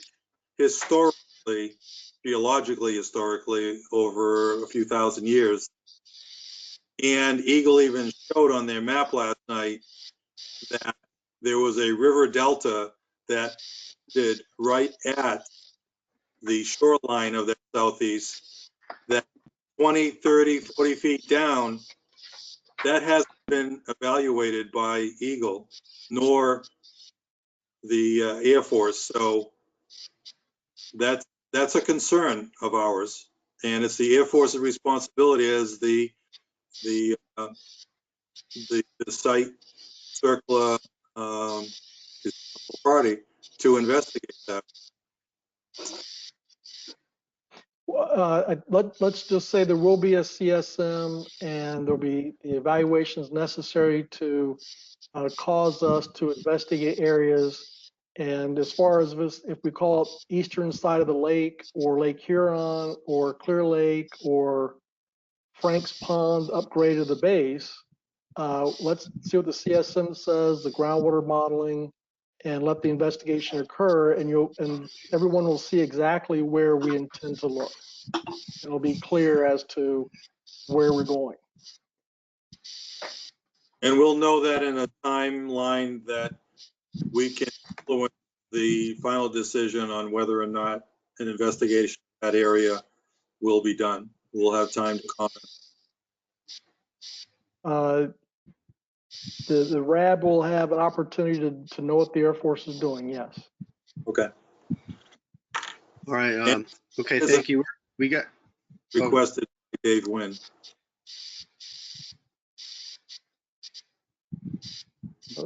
What was that last question, Arnie? Dave Wynn, in his statement, asked that it be an action item. So I suggest to Dave that we add yes, it. Action item, what is the extent of the RI? That's correct. For the southeast side. Okay. Okay, we got to move on. We have one more question, then we have to move on to the next section, just because we're pressing up against that 1 hour for the Q&A section. But I mean, I want to keep the questions going and answers, so don't want to eat up too much into that. Jeff, you had a question or a comment?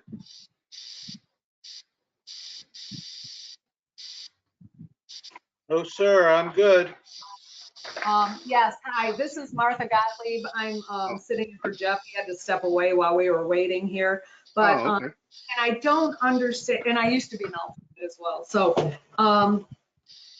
somebody was responding to Kathy's remark, and I don't know who it was, or he didn't know who it was, but they said that's our plan to stop the flow and to all extent possible under the contract. So Jeff's comment is, when he said that's our plan, excuse me, I was at the rally today, that's our plan. What are the details of that plan? It says that's our plan to stop the flow. We'd like to see the details. And that was one of our #1 priorities like 10 years ago. So to hear again, that's our plan is really disconcerting to hear that. I would like you to share the details of your plan to stop the flow, like dates, details, who's doing it, who's on that, who's a dedicated project manager. And then when they said to all extent possible under this contract, can you share a copy of that contract? That actually makes us a little bit nervous, to the extent possible. So we have a flow of toxins into our rivers and Van Etten Creek, and you're saying to the extent possible. That is just not acceptable. This is an ethics issue in my eyes. Again, if it was a private company and you were flowing toxins and knowingly, that would end. So when you say stopping the flow to all the extent possible, that is not acceptable. It is, we need to stop the flow. That's our #1 priority. Stop the bleeding. That is my comment. Thank you. Okay, I won't provide any responses. Any other questions? I guess we'll move Okay, on. no, let's move on, please. Next slide. So you're going to respond when? I'm sorry. Ma'am, you said that that's your comment, and so I thought that you were just making a statement. Well, I'm making a statement, but in that statement was, what are you going to do? So will you have that in your notes? Are you going to provide the contract and the plan you have? No, we won't provide the contract, but what the RAB will be seeing is a detailed schedule, first off, that shows when things would happen. And then there's going to be a design developed to address Air Force Beach that through that design and based upon the resources we have today, we can always look for more funds next year, but with the resources right now, how much of Air Force Beach can be addressed. So you will be seeing the details of that. You will be seeing the results of what we think we can do or what we're going to do, and then what we think will be the end result of that interim action. So you will be seeing action taken for Air Force Beach, Van Etten Lake. You will be seeing when it will occur, and you'll be seeing, again, what our expectation is of how much of that plume can be addressed at this time. And then based upon further information, we can get to maybe a final remedy that defines the full scope and intent of a remedy there and get to a ROD. Okay, can I ask one more question? You said we'll see how much of this can be addressed at this time. What's the gating factor? Is it money? What is it? We haven't completed the RI to complete the well-defined design requirements. And so we're going in now with, using color maps and measuring distances and going to do the best we can with that limited information. So we have limited information. I know that people think we have all the information we need, but the wells have to go at particular depths. Is it 20 feet or 30 feet or 35 feet? That makes a difference. How much is pumped out? How much water can be pumped out? So because we don't have all the information to go through a complete design, we therefore are in interim mode. And we will find out once we look at this Aerostar's design, we'll see what we think can happen, and how interim is this interim? How limited is it? I can't define that for you right now. Okay, so after these 10 years, what have we been doing? How come that information isn't available? I'm just curious. I just don't get it. I don't understand why. I'm just nervous because it's like, well, we're formulating our plan. We don't have all the information. It's continued to flow for years and it's not stopped. What's going to stop it? What can we do? How can we help you be successful? We just want to work together as a team. I just don't get it. Well, the big thing is to understand the circular process that was implemented by Congress and then defined and designed and developed by US EPA, that the intent is to provide transparency. The intent is to allow public participation. And the intent is to move on through the process with well-defined information to make sure that the federal government and DOD are being good stewards of resources. So something's been worked on for 10 years. We are in the RI phase. And if you're not familiar with the phases of CERCLA, then we can hold training on the CERCLA process. No, I don't want any training. I just want action. I'm sorry, I sound frustrated, but you can imagine what this is like.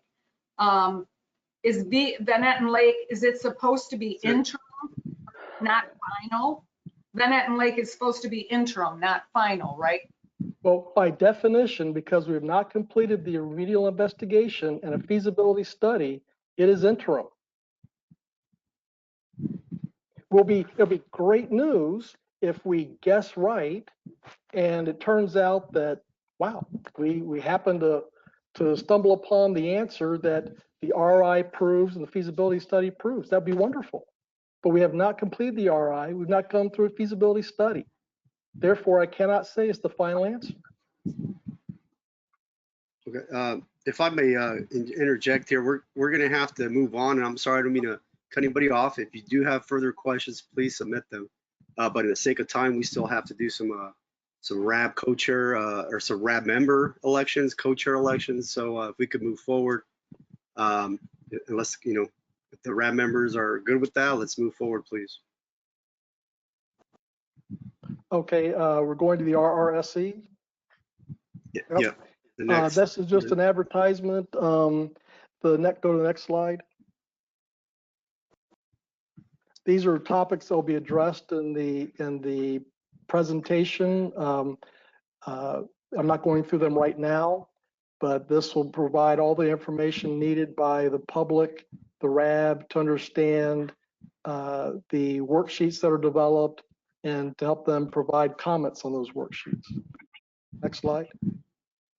The plan right now is to present the slides to the BCT, and I propose to Arnie that we look at next week. We can go, or the first week of August, to set up another go-to meeting to provide the slides to the RAB. And we can talk about it now, but I guess an action I would talk about here right after the meeting, Arnie, is can you agree that AFCAT can set up a go-to meeting with the RAB and the public that wanted, just like this RAB meeting here, put out a notice, put out an advertisement to come to the training, and then once that's done, then we can post the worksheet and the information from the RSE to the AR, and then put out a public notice. So I guess in the interest of time, let's just go ahead and add an action item to establish a date and time for that RSE briefing. Yes, I sent an email to the community RAB a week ago and asked for input on that. I've only received a couple. So I suggest that we do add this as an action item. And unless there's severe opposition for this training on this important issue, that we do go ahead and schedule as you suggested. Okay, we'll send out a doodle poll soon after, probably by early next week, just so we can get it worked on. Thank you. Okay, next slide. All right. Any questions on the RSE? Okay. Okay. Do you have can we move for Arnie? I saw you have your hand raised. No, go ahead. Okay, thank you. All right, yeah, let's move forward, please. So you all had the slide for a couple of hours. You might have gone through them and you've seen these dates for key milestones for the interim remedial actions and remedial investigation. Are there any questions on these?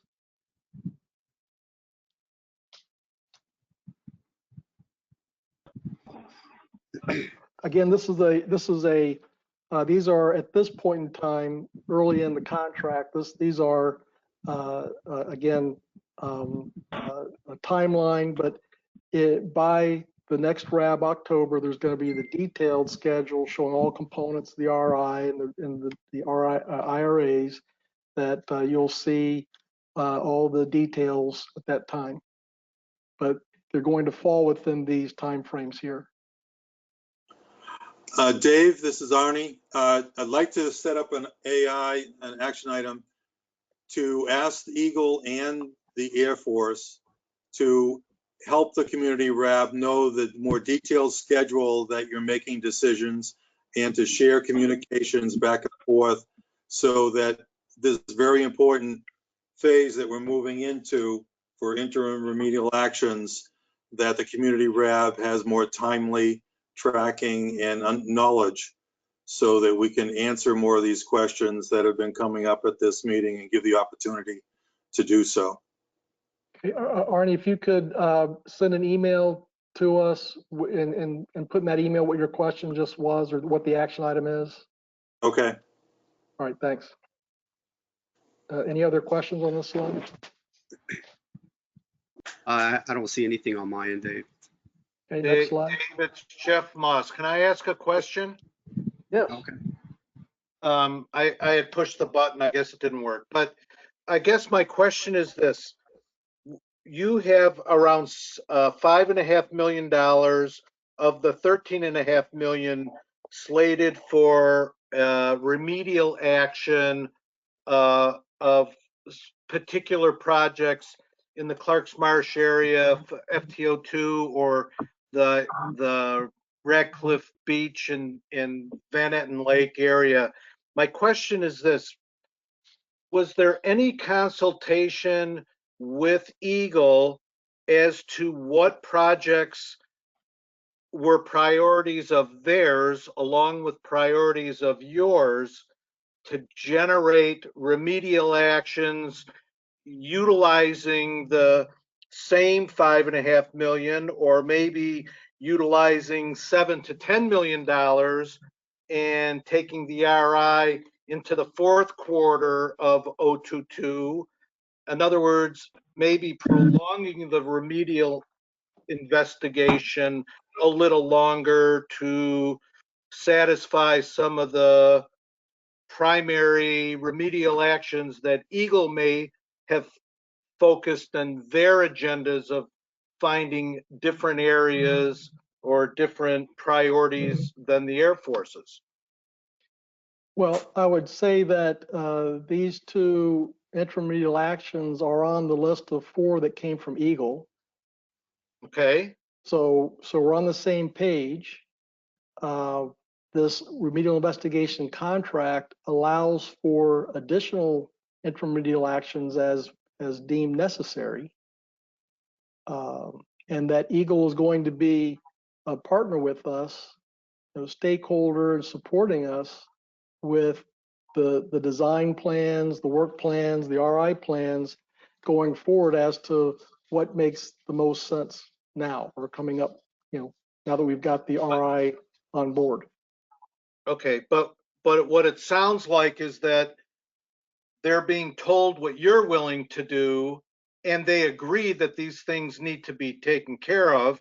So I guess, Mike, I know you're listening, so my question is going to direct to you, Mike. Were you consulted, or have you been able to put forth your priorities on what you'd like to see cleaned up at the Wurtsmith Air Force Base or surrounding areas, along with the Air Force, to take some of this $13.5 million and come together as a team and project this for remedial action inside of the RI?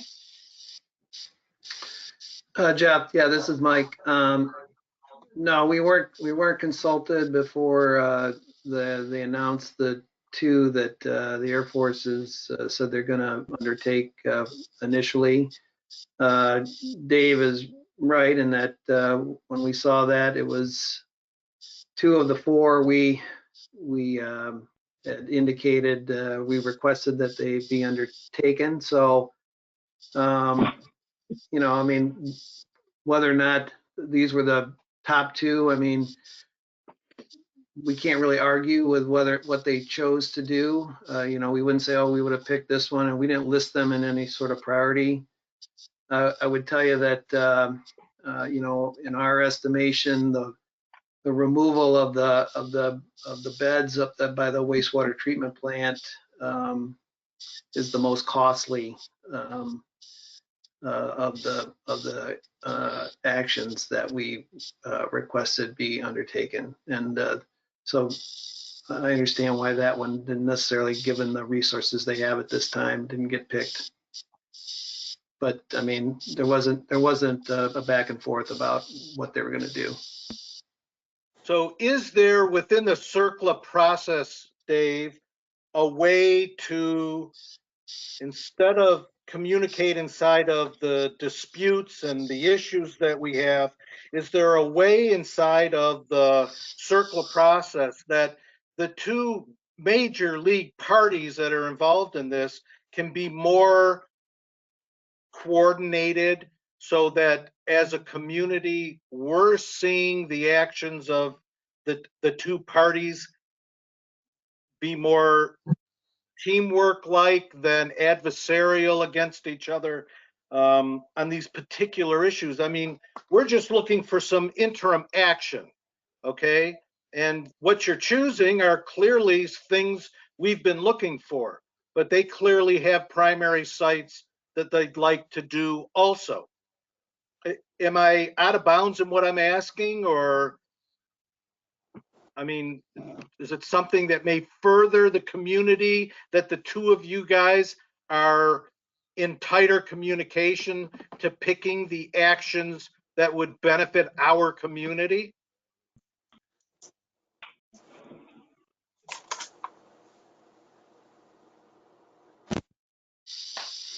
This is Aaron Weed. In other words, are you going to work with the communities who are one of the primary stakeholders in this, or are we going to be left out again?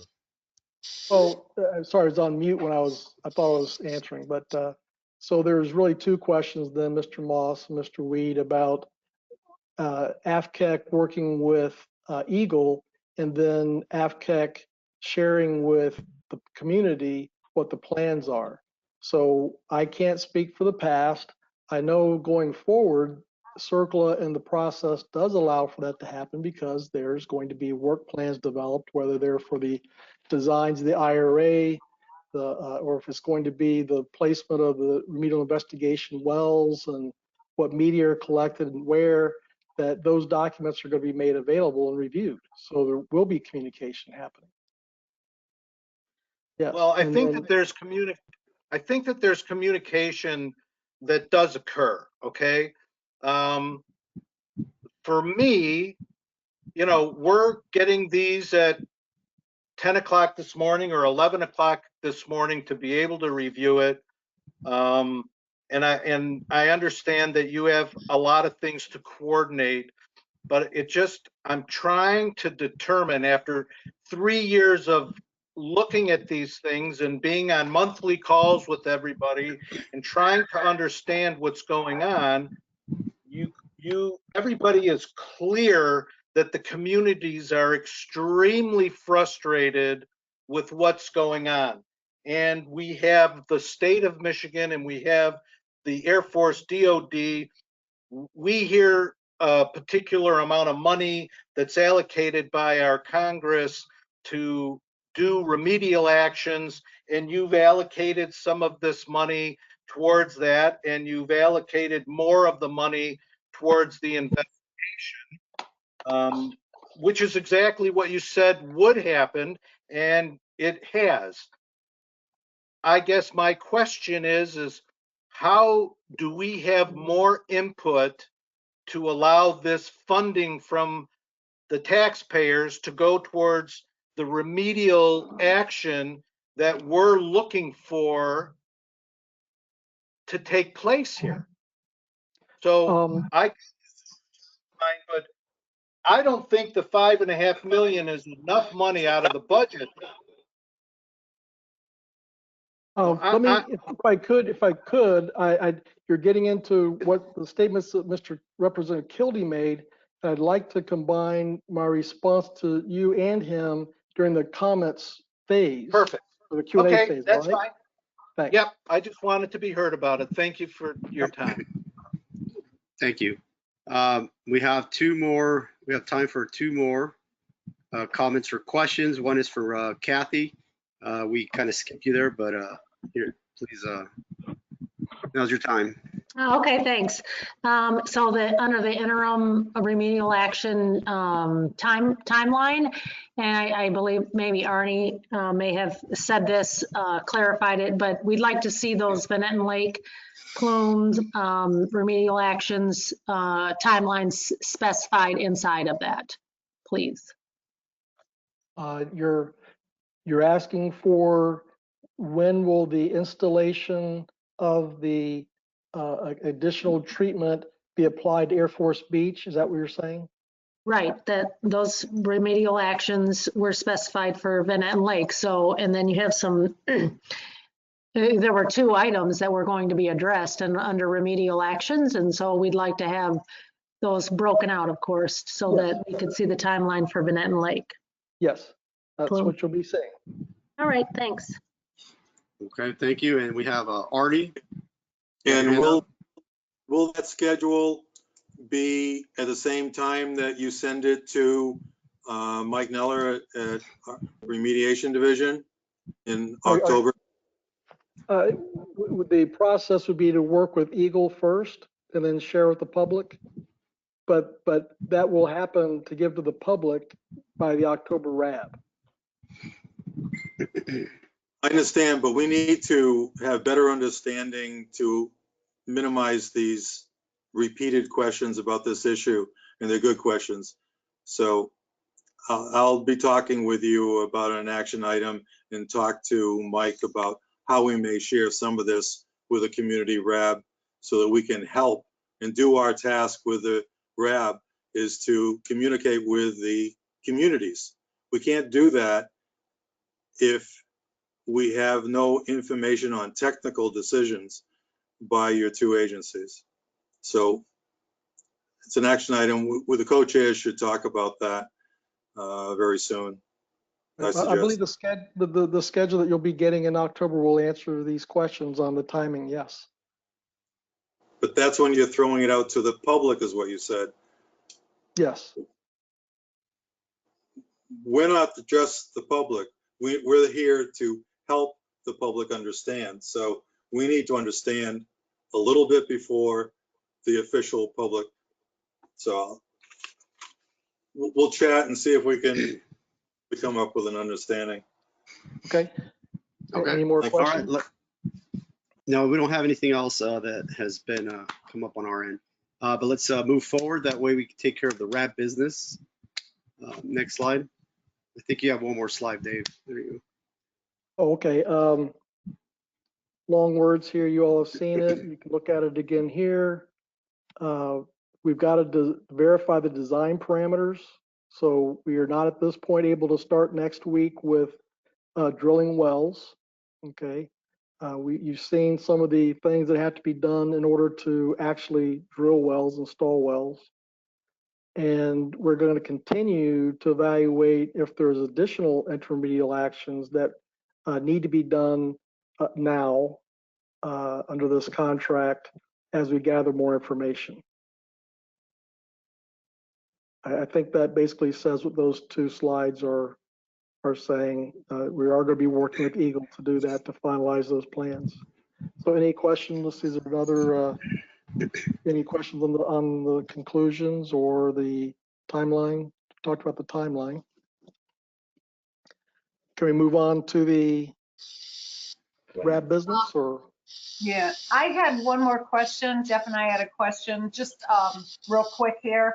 And who is it? Who's speaking? I'm sorry, this is Martha Gottlieb.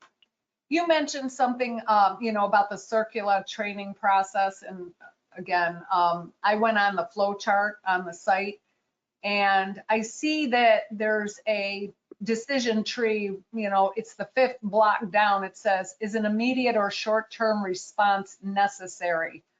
And it goes yes or no.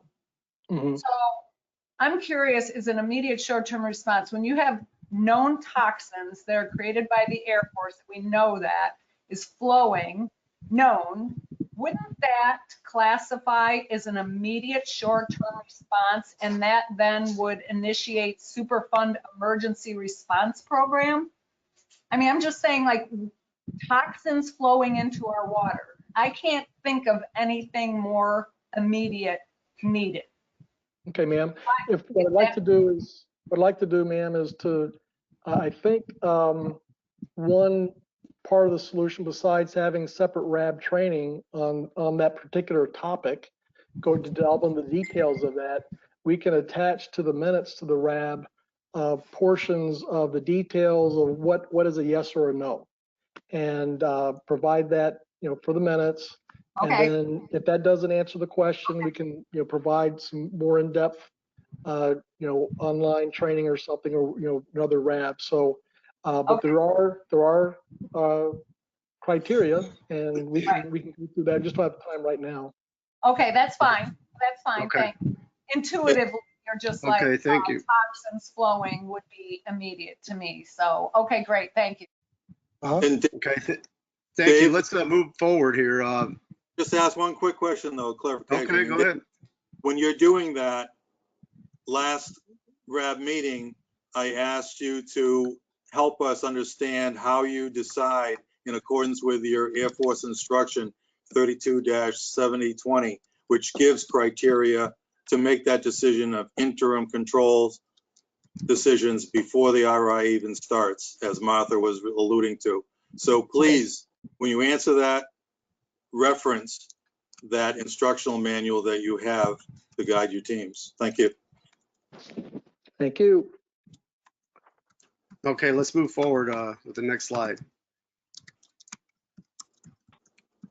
Okay, and that's the RAB business. Okay, so we're coming up on next slide, please. Okay, coming up on, we have Mr. Robert Hazier, who was with us for several years, the RAB member.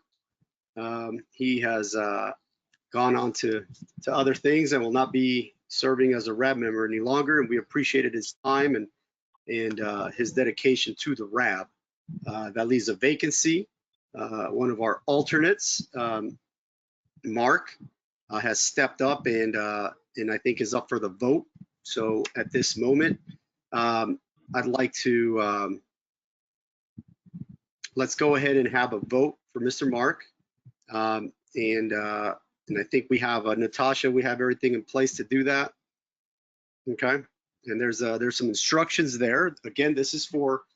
I'm sorry, trying to get to my notes here. I apologize, Mark.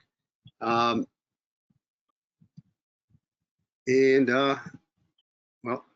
we're just going to go ahead. Let's see.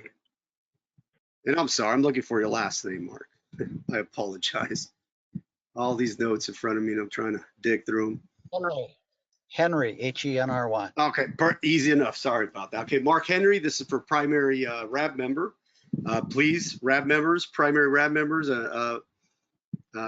please cast your vote. Let us know if you have any questions as you're doing so.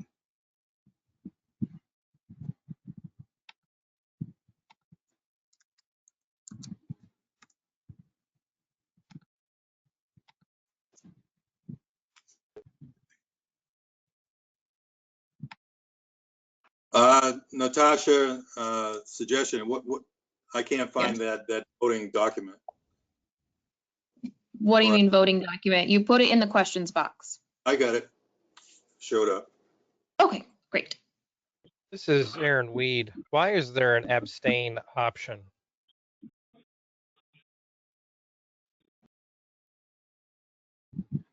I don't think there's a real reason for it. Just thrown in there. So Mr. Weed, are you saying that there is no, you either vote yes or no, or so abstain is not appropriate based upon the O plan, or what? No, I don't think abstain is appropriate unless it's going to be some sort of personal financial benefit.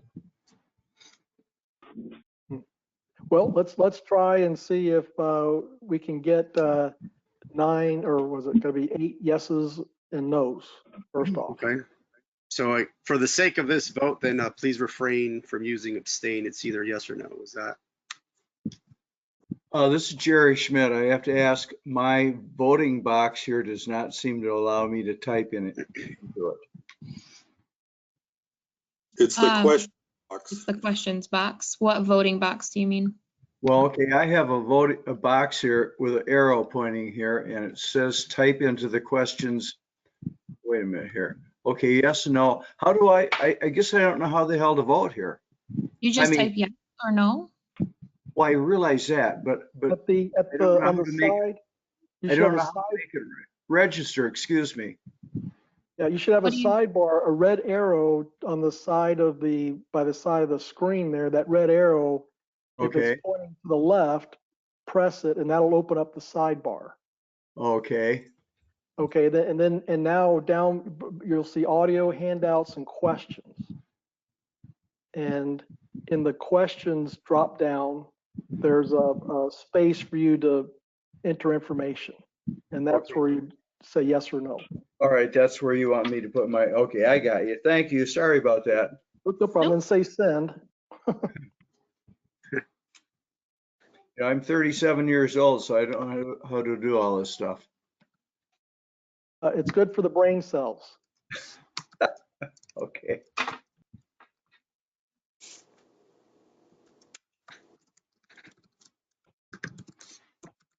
So Natasha, how are we doing on the count?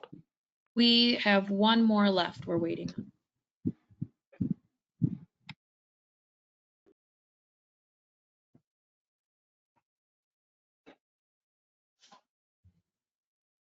And so this is anonymous, so we're not going to be doing any querying or anything like that.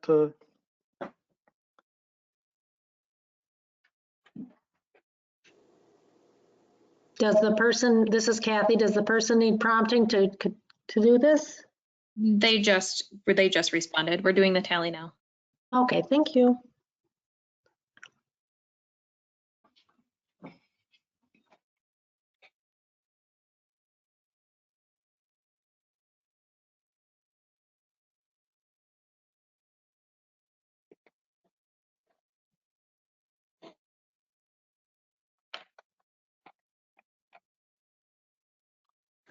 Are you using new math, Natasha?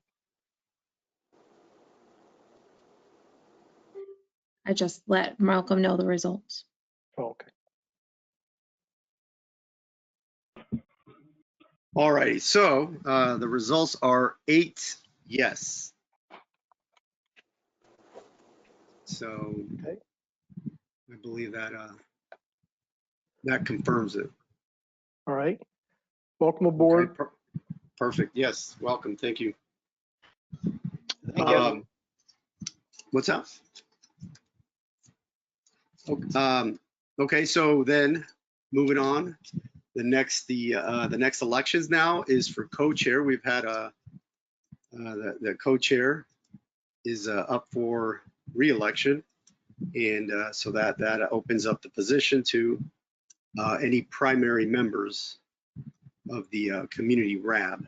So in this round, we have Mr. Arnie LaRiche, who has asked to continue. He threw his hat in, and we also have Mark Henry, who also wants to be considered for the co-chair, community co-chair position. So at this moment, I'm going to give. We're going to start out. We're going to give both a couple of minutes to speak and to let the RAB members know why they should be your next community co-chair. So we'll start with Mr. Mark Henry.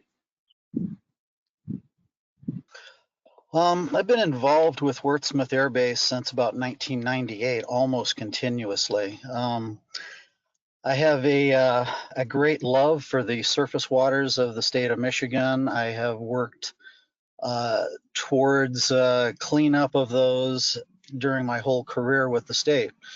I have a particular love of Clark's Marsh. The fire training area in Clark's Marsh I know intimately. And as such, I feel that a lot more attention needs to be paid to cleaning up those. That is a much more difficult task than cleaning up the plume that is going to Van Etten Lake, which is simply a pump and treat operation in all likelihood, unless some new technology comes about. So during my time as co-chair, I will be pushing towards not only the cleanup of Van Etten Lake, or at least the groundwater impacted by Wurtsmith going into Van Etten Lake, but I will be pushing very hard to keep the ball rolling towards the cleanup of Clark's Marsh. Towards that, the RAB is a perfect opportunity to input into the process, and I know the process very well. So I guess that's about it. Okay, thank you. Next, we'll have Arnie Lariche. The floor is yours. Thank you. 4 years ago, I went to the township and I requested that they put in a request to establish a community RAB and RAB and submit it to the Air Force. There was significant opposition at the board at that time, and so it took me about 4 months. Aaron approached me and he agreed that something needed to change. So I drafted a letter and I gave it to him and he got it passed by the board. So that's the start of the RAB. The RAB is special in that the way it's set up is for technical review and to hold the parties, state and Air Force, to the CERCLA and state rules. It is technical review.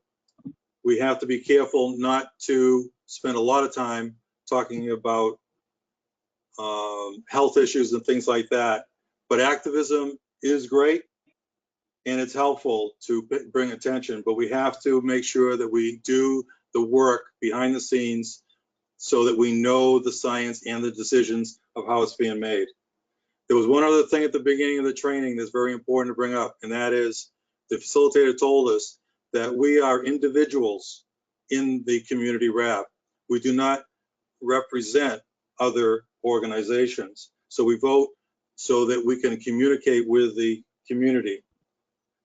My heart is in this, and I welcome the another candidate, and I will work with whoever becomes the co-chair. And I just wanted to end with that. Thank you.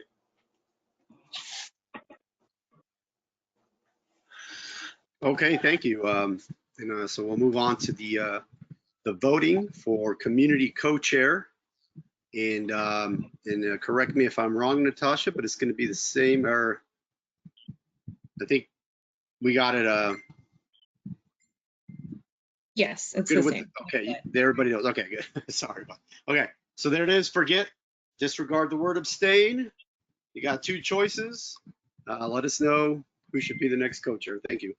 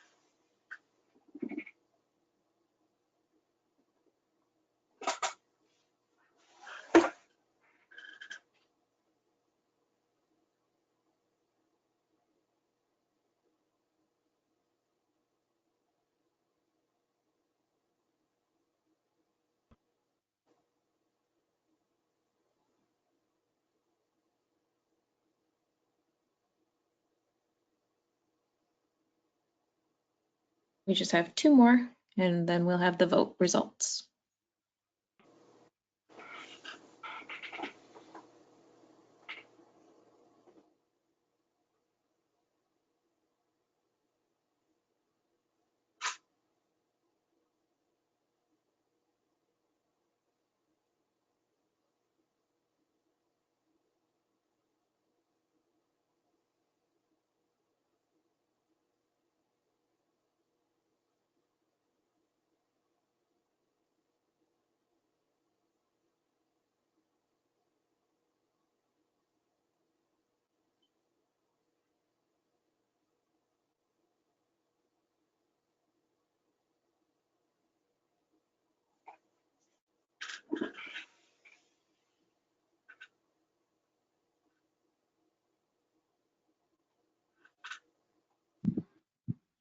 Okay, there. So now you're seeing in front of you the voting results.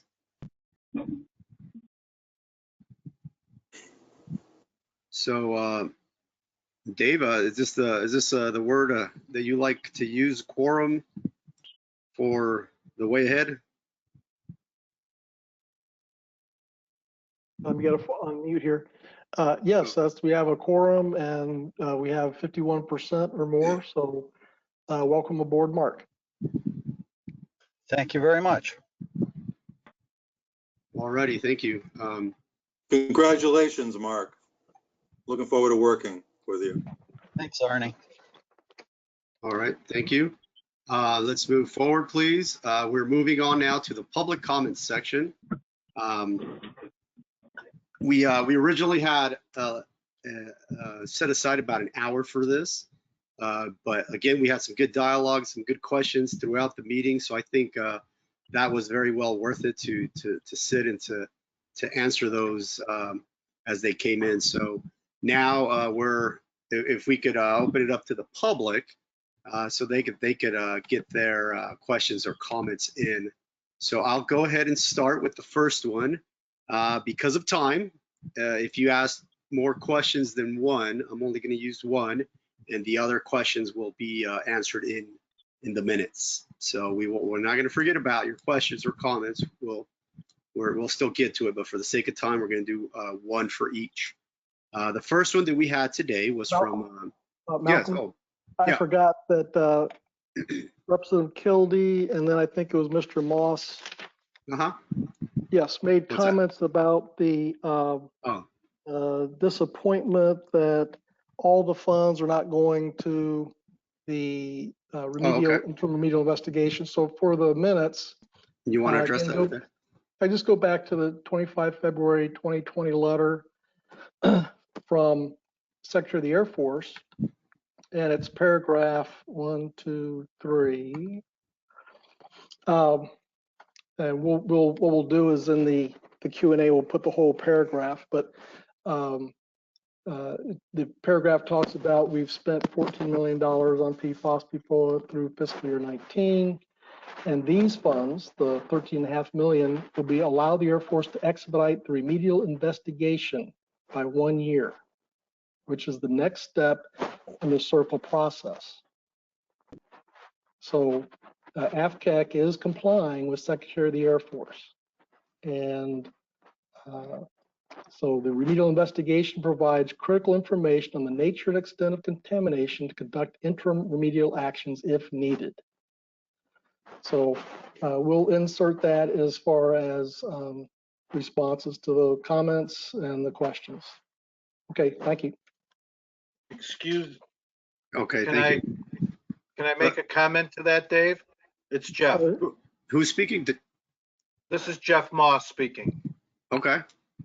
So, well, Jeff, I responded to your comment before. Representative Kildee made a statement. I would have responded then. I would like for you to add another comment. No problem. I'll be happy to put it in the comment. Yeah, let's get other folks that have been waiting to get their questions in. Thank you. Thank you. Okay. So the first one we have here is from Tess Nelke, and forgive me if I mispronounce that.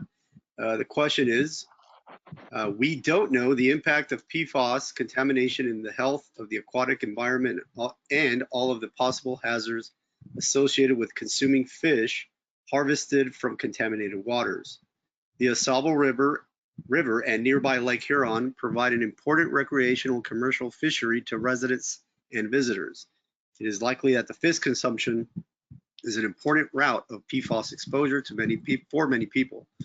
What is being done to stop, not slow, but stop the contamination flow into the Osable River in Lake Huron from the former Wurtsmith Air Force Base?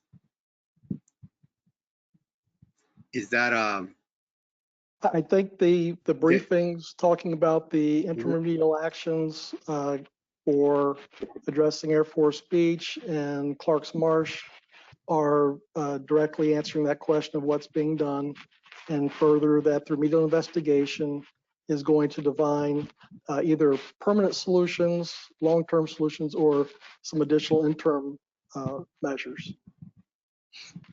okay? All right, thank you. The next question we had that came in, let's see, was from Daniel O'Connor.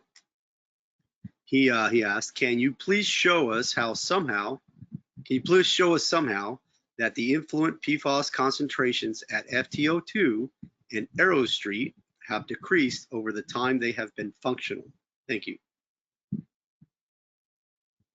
That will be a question we'll answer in the minutes from the Q&A. Okay. Next in line was Mr. Anthony Spaniola, who wishes to speak. So I'll turn that the floor over to you, Mr. Spaniola. Thank you. Can you hear me? Yes. Hello? Yes. Okay. Yes. Yeah. Thank you. So I would like to just make a few points. I think there are some misconceptions here tonight. There's been some backsliding and some statements that I think need to be clarified. First of all, the CERCLA process does not tie the Air Force's hands. We don't need a training on the CERCLA process to know, as Congressman Kildee stated quite clearly, that CERCLA mandates immediate action where there are imminent and substantial threats to public health and the environment. We clearly have that at the Van Etten Lake Beach, the former Air Force beach. And the statements that were made tonight, there was a lot of backsliding back and forth about we need to move further through the RI. No, we need to take action now. There's been 10 years of studies that have been done. Interim means immediate. Imminent means immediate. And we need to see action now, not 2 years down the road. And there should be sufficient money set aside to do that. Secondly, it is not accurate to say that Eagle has determined that the east side of Van Etten Lake is not the Air Force's responsibility. Eagle's study was inconclusive and more work needs to be done, particularly on the surface water contamination on the southeast side of the lake. And finally, I would just say that the information sharing between the Air Force and the RAB and the public is grossly inadequate. When we receive slides minutes or hours before the meeting, first of all, there should be actual input gotten from the public before these decisions are made through the RAB and otherwise. This type of conduct has gone on repeatedly year after year after year, and it results in poor management on the part of the Air Force, which has us in a position of 10 years with no real meaningful plan in place. And it leaves the public in the dark. And so rather than just dumping information at the last minute and avoiding accountability for actions, provide the information as soon as possible and partner with the RAB board, partner with Eagle, partner with the public, because this has gone on far too long. And the comments that were made tonight do not seem to signal a new direction here, and that is not acceptable. Thank you.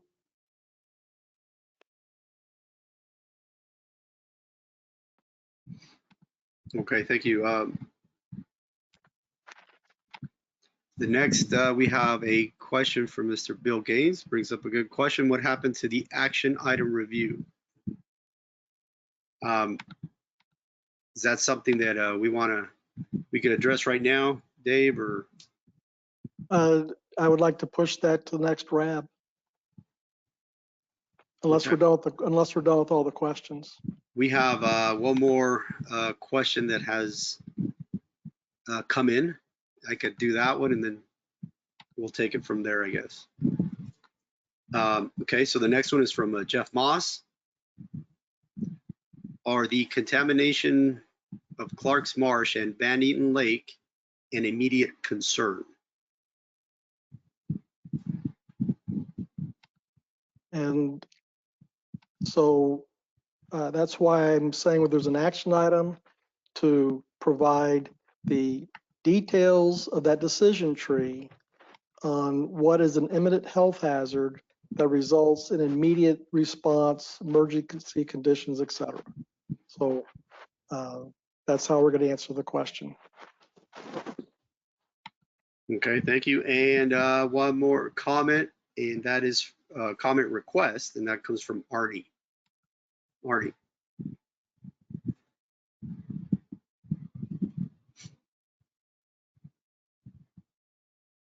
Arnie, your microphone is muted. Okay.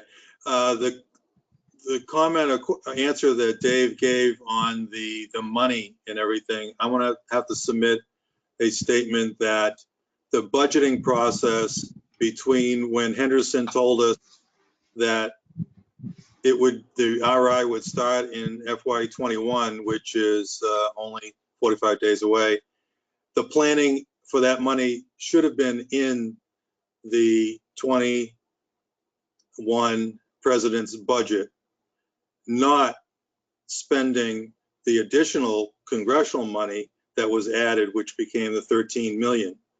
We lost, my estimation, about 6 million to do an RI. We're taking it out of the 13 rather than a budget that should have been in the president's 21 budget. There's a little bit of swapping monies around that we don't know about that has been hampering Wurtsmith. Thank you. You'll see that is addressed in Secretary Air Force letter of 25 January in that third paragraph. I'll review it, but I doubt it. I've read it a few times, but I'll put it in and pass it through the new co-chair. Okay. Any more comments or questions, Malcolm? Yes, we have, let's see, from Mr. Eric Keller. When is, he's referring to the decision tree. When is that timeline being provided? The decision tree wasn't a timeline. If we're talking about the same thing, that's what is an imminent threat? And the person said there's a yes and a no. And what is it that makes something a yes or a no? So that's not a timeline. That's what are the criteria? And if the question is when will that be provided, that information will be provided as an attachment to the minutes. Okay. Is that Mr. Keller? Is that what you were asking? If I don't know if you could speak or not, but let's see. Okay. Yes, I got a yes. So okay. That's all the questions and or comments we've gotten for the requests. Let me scroll through all this, make sure we're getting everybody. Can you all put up the action item? Now there was a question about reviewing all the action items, with a question about reviewing the action items from this RAB. Correct. Was that Mr. Gaines that asked about that? I believe so. Let me check. Double check. Yes, it is. So, Mr. Gaines, would you want to confirm the action items from today's call, or do you want to start back to all the action items from? Well, all I was saying was that somehow we have taken the time of the meeting The action item that I thought I saw on the agenda, an action item review, we went right on past. At this point in time, I am 3 hours into a meeting and not sure that I'm totally capable of reviewing the action items. I just want to make the point that this is about 18 months of RAB when we've had things on the agenda and we really haven't reviewed action items. That's one of the reasons why we need a quarterly RAB or more frequent, is so that we don't have so many things we have to share that we can't actually take care of RAB business. And I think that at this point in time, it's appropriate to postpone that action item review to the next meeting. But we need to understand that we are simply doing that without taking actions that need to be done to make us effective. And I can see your concern. And what I'd like to do is the action item list is provided to the RAB members, I think along with the minutes of the meeting. Correct me if I'm wrong, Malcolm or Natasha. And what I'd like to have happen is the RAB members review the action item list and perhaps to make sure if there's anything on the action item list that is falling off the plate in their mind, that they make a point to say, you know, action item number 10 needs to be addressed at the next RAB. And then we're in between RABs. So when that action item goes out, that list goes out, you know, provide input back. And so, Mark, I guess I would ask you to query the folks as looking at the minutes. We'll also look at the action items and because I go through them and I may not have the same sense of urgency with them that others would. So, but yeah, I would like to do that way. If there's something really sticking in somebody's craw, well, then let's make sure it pops up. Because to make the time to go through every single one line by line to confirm where it's at, that take a lot of time. But what we can do right now is Natasha has put up on the screen, I guess, a summary of the action items from tonight. And I think it is a good step to have everyone take a look at that and confirm with their notes what their recollection is. Is this a good summary of the action items from tonight? And that would be a good thing to do before we adjourn. Yep. Okay, and if I may, while the RAB members are doing that, we had Kathy who had her hand up. So if you want to go ahead and speak right now, make a comment. Thanks, Malcolm. Yep. Just one more thing. I'd like to thank Arnie for his dedicated and tireless service to the RAB. His efforts to create a RAB at Wurtsmith Air Force Base. He exemplifies the Rotary model of service above self, and I'm proud that he's been a member and will continue to be a member of this RAB. Thank you, Kathy. Okay, thank you. And then next, Arnie, you had your hand up. Only that on the action item, Bill makes a good point, and I will work hard with Mark because we're about 2/3 of the way through trying to recapture over a year's worth of action items because the system changed on us and we just lost track of it in the communications. So thank you, David, for your focus on this and helping the co-chairs handle this in the future. So Bill and I will be transferring that off to Mark so that he understands and can start with that information we've been working on the last 3 months. Thank you. Okay, thank you. Okay, Mr. Gaines, you had another comment? Yes, action item 3 is proposed.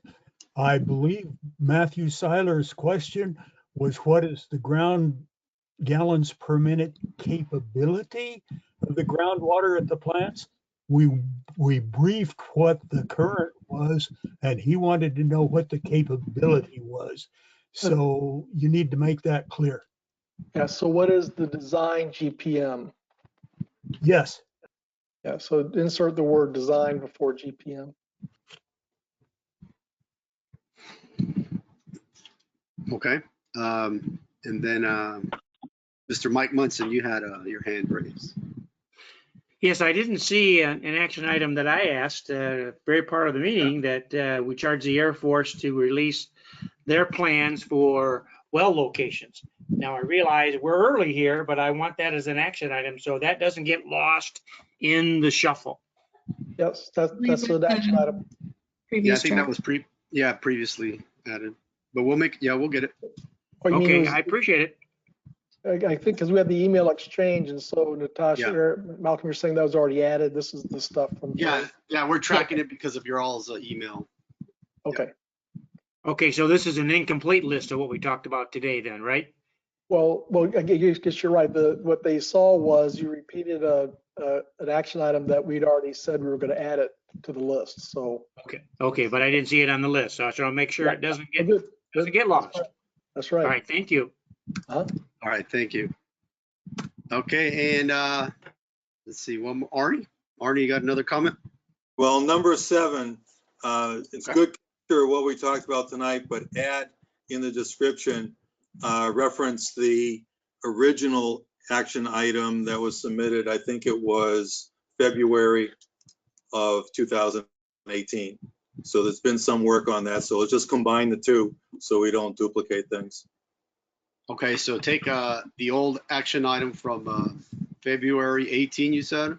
Right now, just reference in the description. Reference it. Okay. AI, February of 18. Okay. It's a repeat question. Well, it really is. It was never finished by the Air Force. Maybe that's my fault for not describing it as well, but I gave an example at another base where they were doing it. We'll work on it. Thank you. Okay. Well, I think there is no further public comments or questions. I think nobody else, RAB members, if you have anything, one last thing, raise your hands. If not, then we'll move forward with the final comments.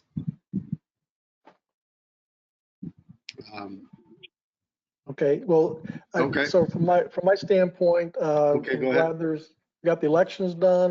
We got to go back and track everybody's due dates for the next election, and because we want to minimize having to have elections all the time. The next RAB will be October. We'll be shooting for something around mid-October at this point. We'll be sharing. We've got to get we'll get the doodle poll out for the RRSE briefing over the next 2 weeks. So that'll be coming out. I'm really looking forward to this contract. The contracts are our tools for providing information. Wood had a contract. They provided the ESI. They went out and did more provided reports. Those contracts are the source of that. So we have our RI contractor on board. You're going to be seeing work plans, designs. You're going to be hearing about meetings to discuss and coordinate. There's lots of stuff that has to happen. And so you will be seeing a lot more activity because we now have this contractor on board to start addressing the IRAs and the remedial investigation. So I think good things will happen from it. And that's all I've got. Okay, thank you.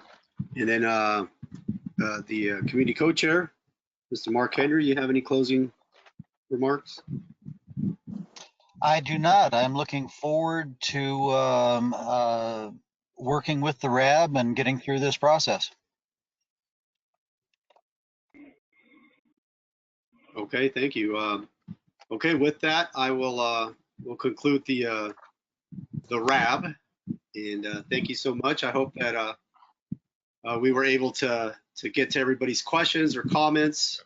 Again, if for some reason you feel we didn't, we have a log and a way to record all this stuff, so we'll be answering it in the minutes either way. And you're welcome to give us our feedback, any feedback like you did last time to help us to get better at this. So have a good night, everybody. Thanks. Thank you. Thank you. Thank you.